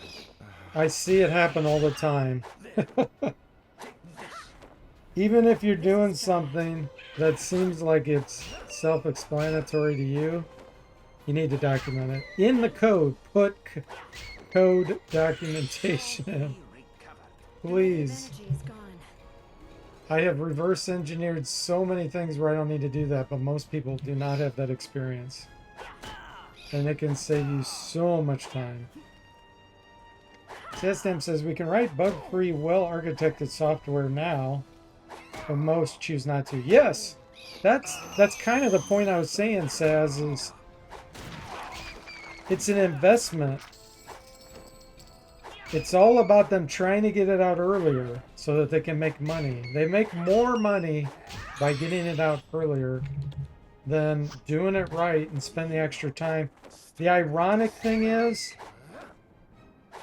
yes, it makes them more money in the beginning, but in the long run, they've lost ridiculous amounts of money. They would have saved so much money not having to fix everything and doing it reliably with great architecture and modularity where they can change things. But most startups can't work that way. They want to try to give their investors, you know, return on their money right away. That's the problem.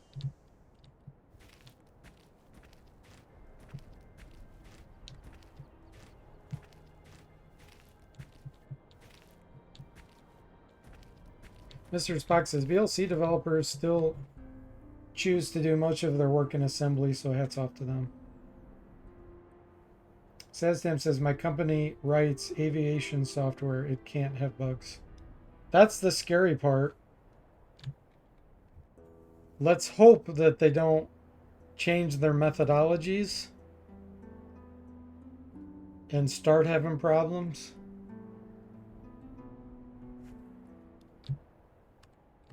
Because people will be tempted with AI.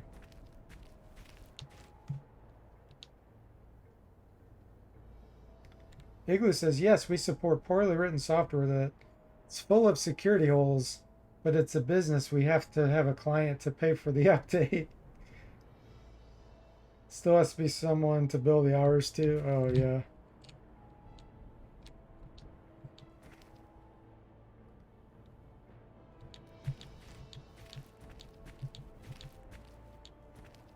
That's how a lot of businesses view it, Igloo. This could get messy.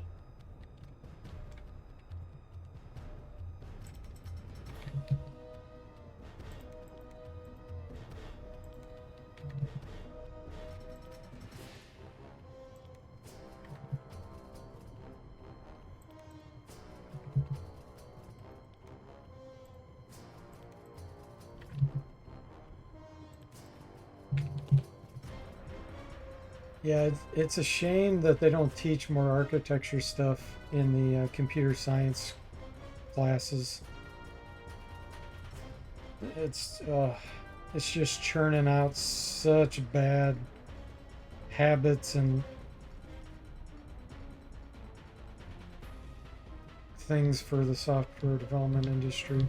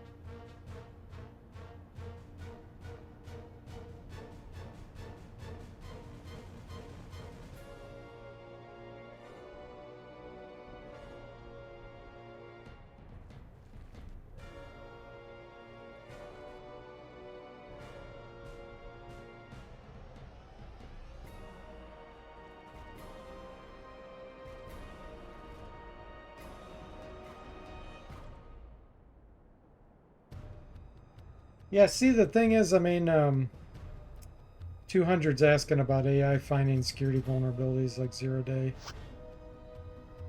For sure it can do that. Finding security vulnerabilities is a lot about pattern recognition. And that's what AI does best. That's pretty much all it does. So it's going to find a ridiculous number of bugs. But again, the problem isn't that it's finding bugs, it's that the people that look at the reports have to know the difference between a bug that is never going to be exploited. Literally, some can never be exploited because you did this over here. So it doesn't matter if it's there. Leave it in the software. It doesn't matter. You got to have people that can understand that, and then they could sift through it.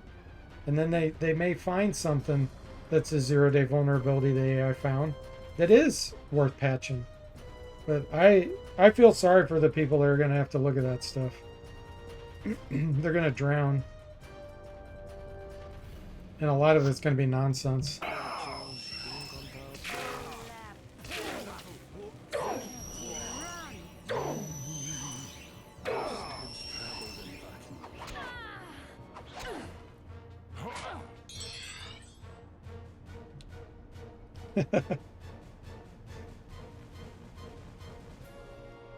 Yeah, I don't doubt at all that Mythos found a 0-day. That's actually not hard to do, honestly. They're found all the time. It doesn't, like, people a lot of times have to just, what they do is they throw a bunch of crap at it. It's not how a lot of people think. It's called penetration testing. A lot of people will just do penetration testing where they throw all this bad data at something over and over and over. So they're not manually doing anything. And they find something just by brute forcing it. That happens a lot. So it doesn't surprise me at all that AI will find things in the same way. Or by just looking through code for patterns and saying, well, I know that this is kind of, in general, a bad practice to do because I've been told that. And now I'm seeing this bad practice over here. So, hey, this is probably a vulnerability. It's not hard. It's honestly, that's one of the easiest things to do is to find vulnerabilities. My many places I worked when I had new people I was mentoring, I would just eyeball their code and be like, right here, you're going to have a problem. You need to do this. And that's just because the years of experience. So those patterns are in your brain when you've done it over and over. AI is the same way. It has so many patterns in its memory that it's been trained on that it'll know that's a problem. I'm just either just going to report it or I'm going to run through millions of combinations until I find a bit that throws it off. It's not hard. It's not hard.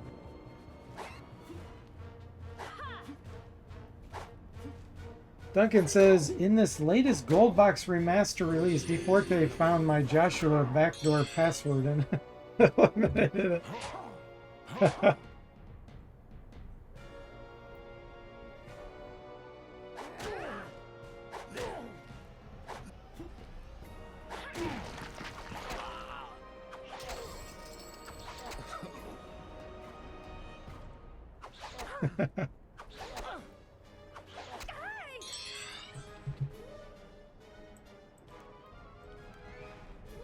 Okay, these guys, let's do a little more casting on them since they don't want to move forward. How about that?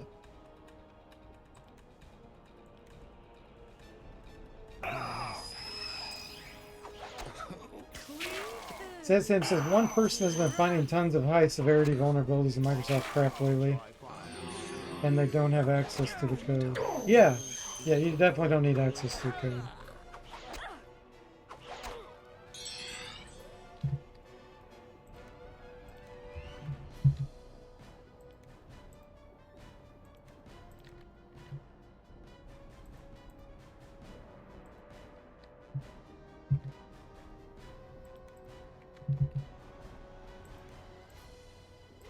A little more healing.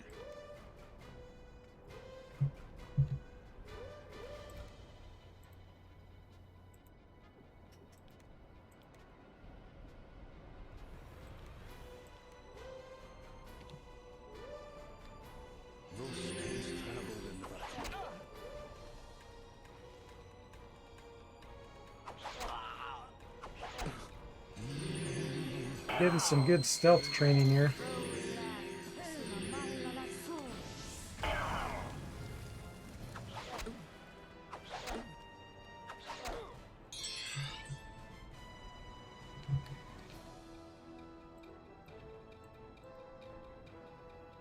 Okay, do I want to whittle them down with spells? I think I'm going to move forward. I think it's high time someone healed me.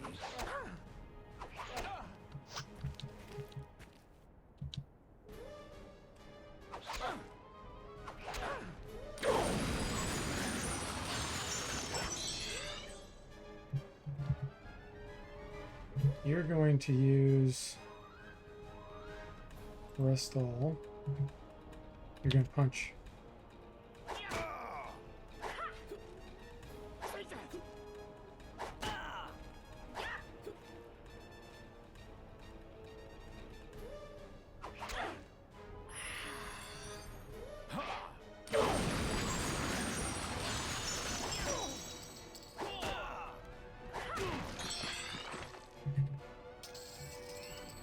Okay, you're going to use scroll and magic missiles. You're going to heal. Heal. A few good heals in here.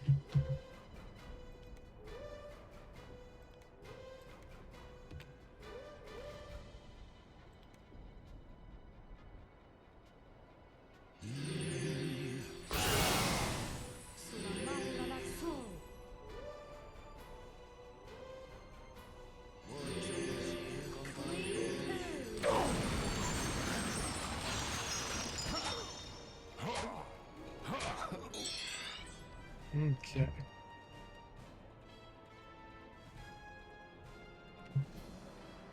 We're just gonna punch.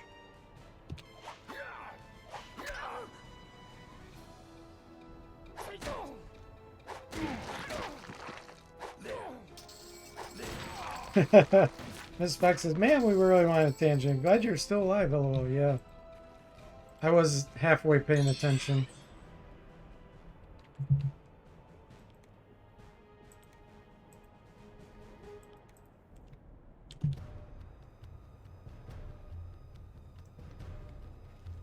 Duncan says, you just wait until they get my master control program up and running. Right now we play chess together.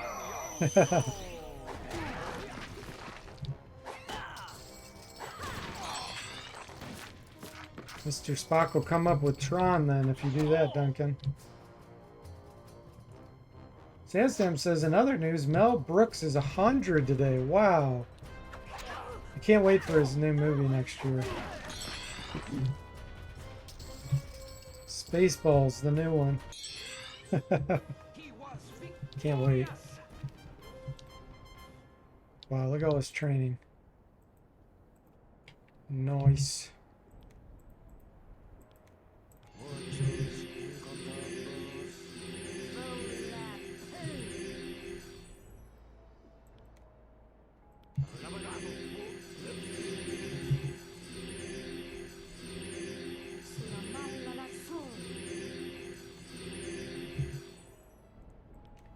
Then we can get training here.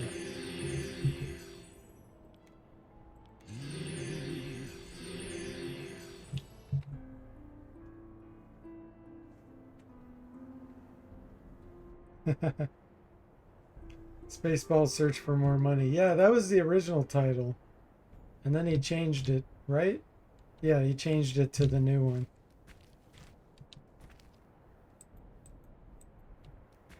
He's so good.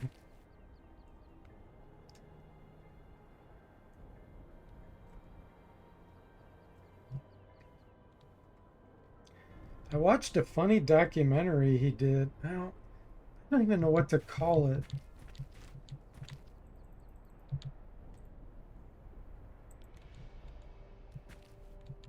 It was kind of like... It was on Amazon Prime. It was like a real movie he did where another guy was interviewing him, but it was done like over many years. don't know if anybody knows what I'm talking about and has saw it, A simple task. but it was really funny.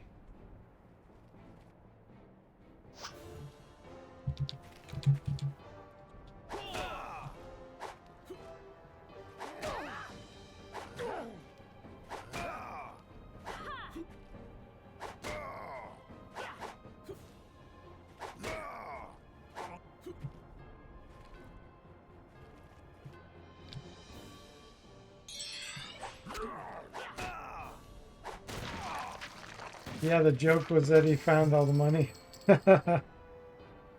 Yeah. It's so funny. It seemed the battle would never end.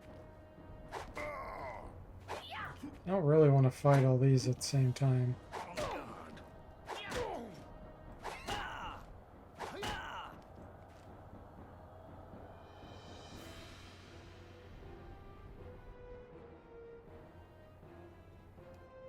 Yeah, that's too many hit points to get through, especially with that ironweed. If I don't kill him this round, I'm gonna have to run over here without killing him.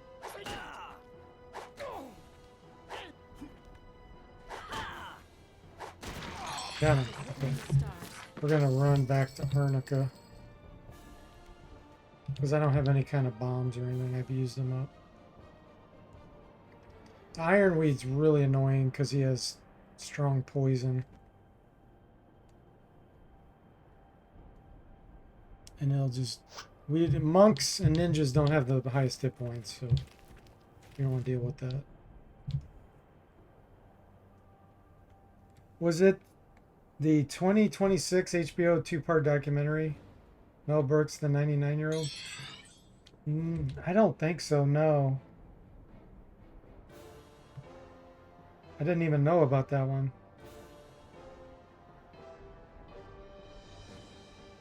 I thought I watched it last year.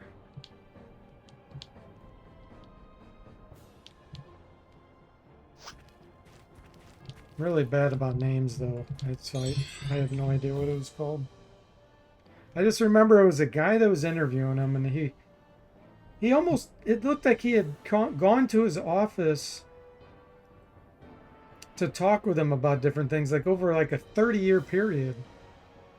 It was really weird because the guy was younger when he first started interviewing him, and then over time, like, it's the same people. There was no CGI effects or anything. They just both aged. Our hero had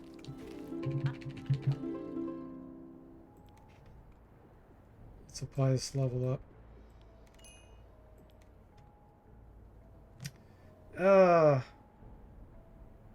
I need to, hold on, I need to train his magic skill. Because I know I can get level 3 spells. Yeah, so I'm going to have to hold off on applying the level ups to some of the monks.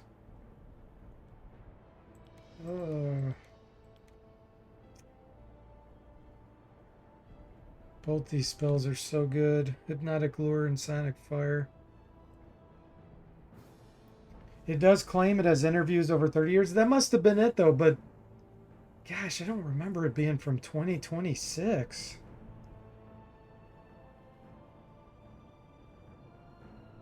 Maybe they call it that, but I think it was before that. That's probably it then. Yeah, it was very entertaining.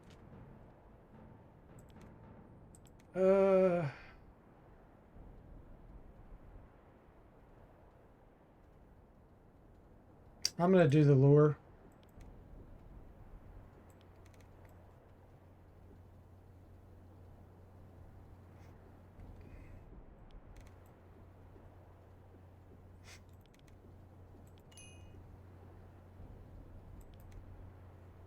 I don't think anyone else is skilled enough. Let's check. Yeah. I'm gonna have to do some power training. Okay.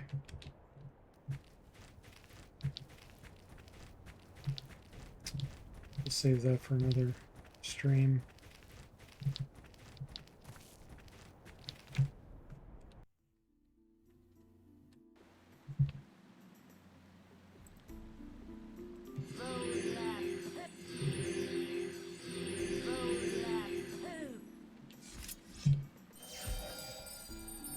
Alright, guys, great progress. So, thanks for watching. I hope you enjoyed it, and I'll see you next time.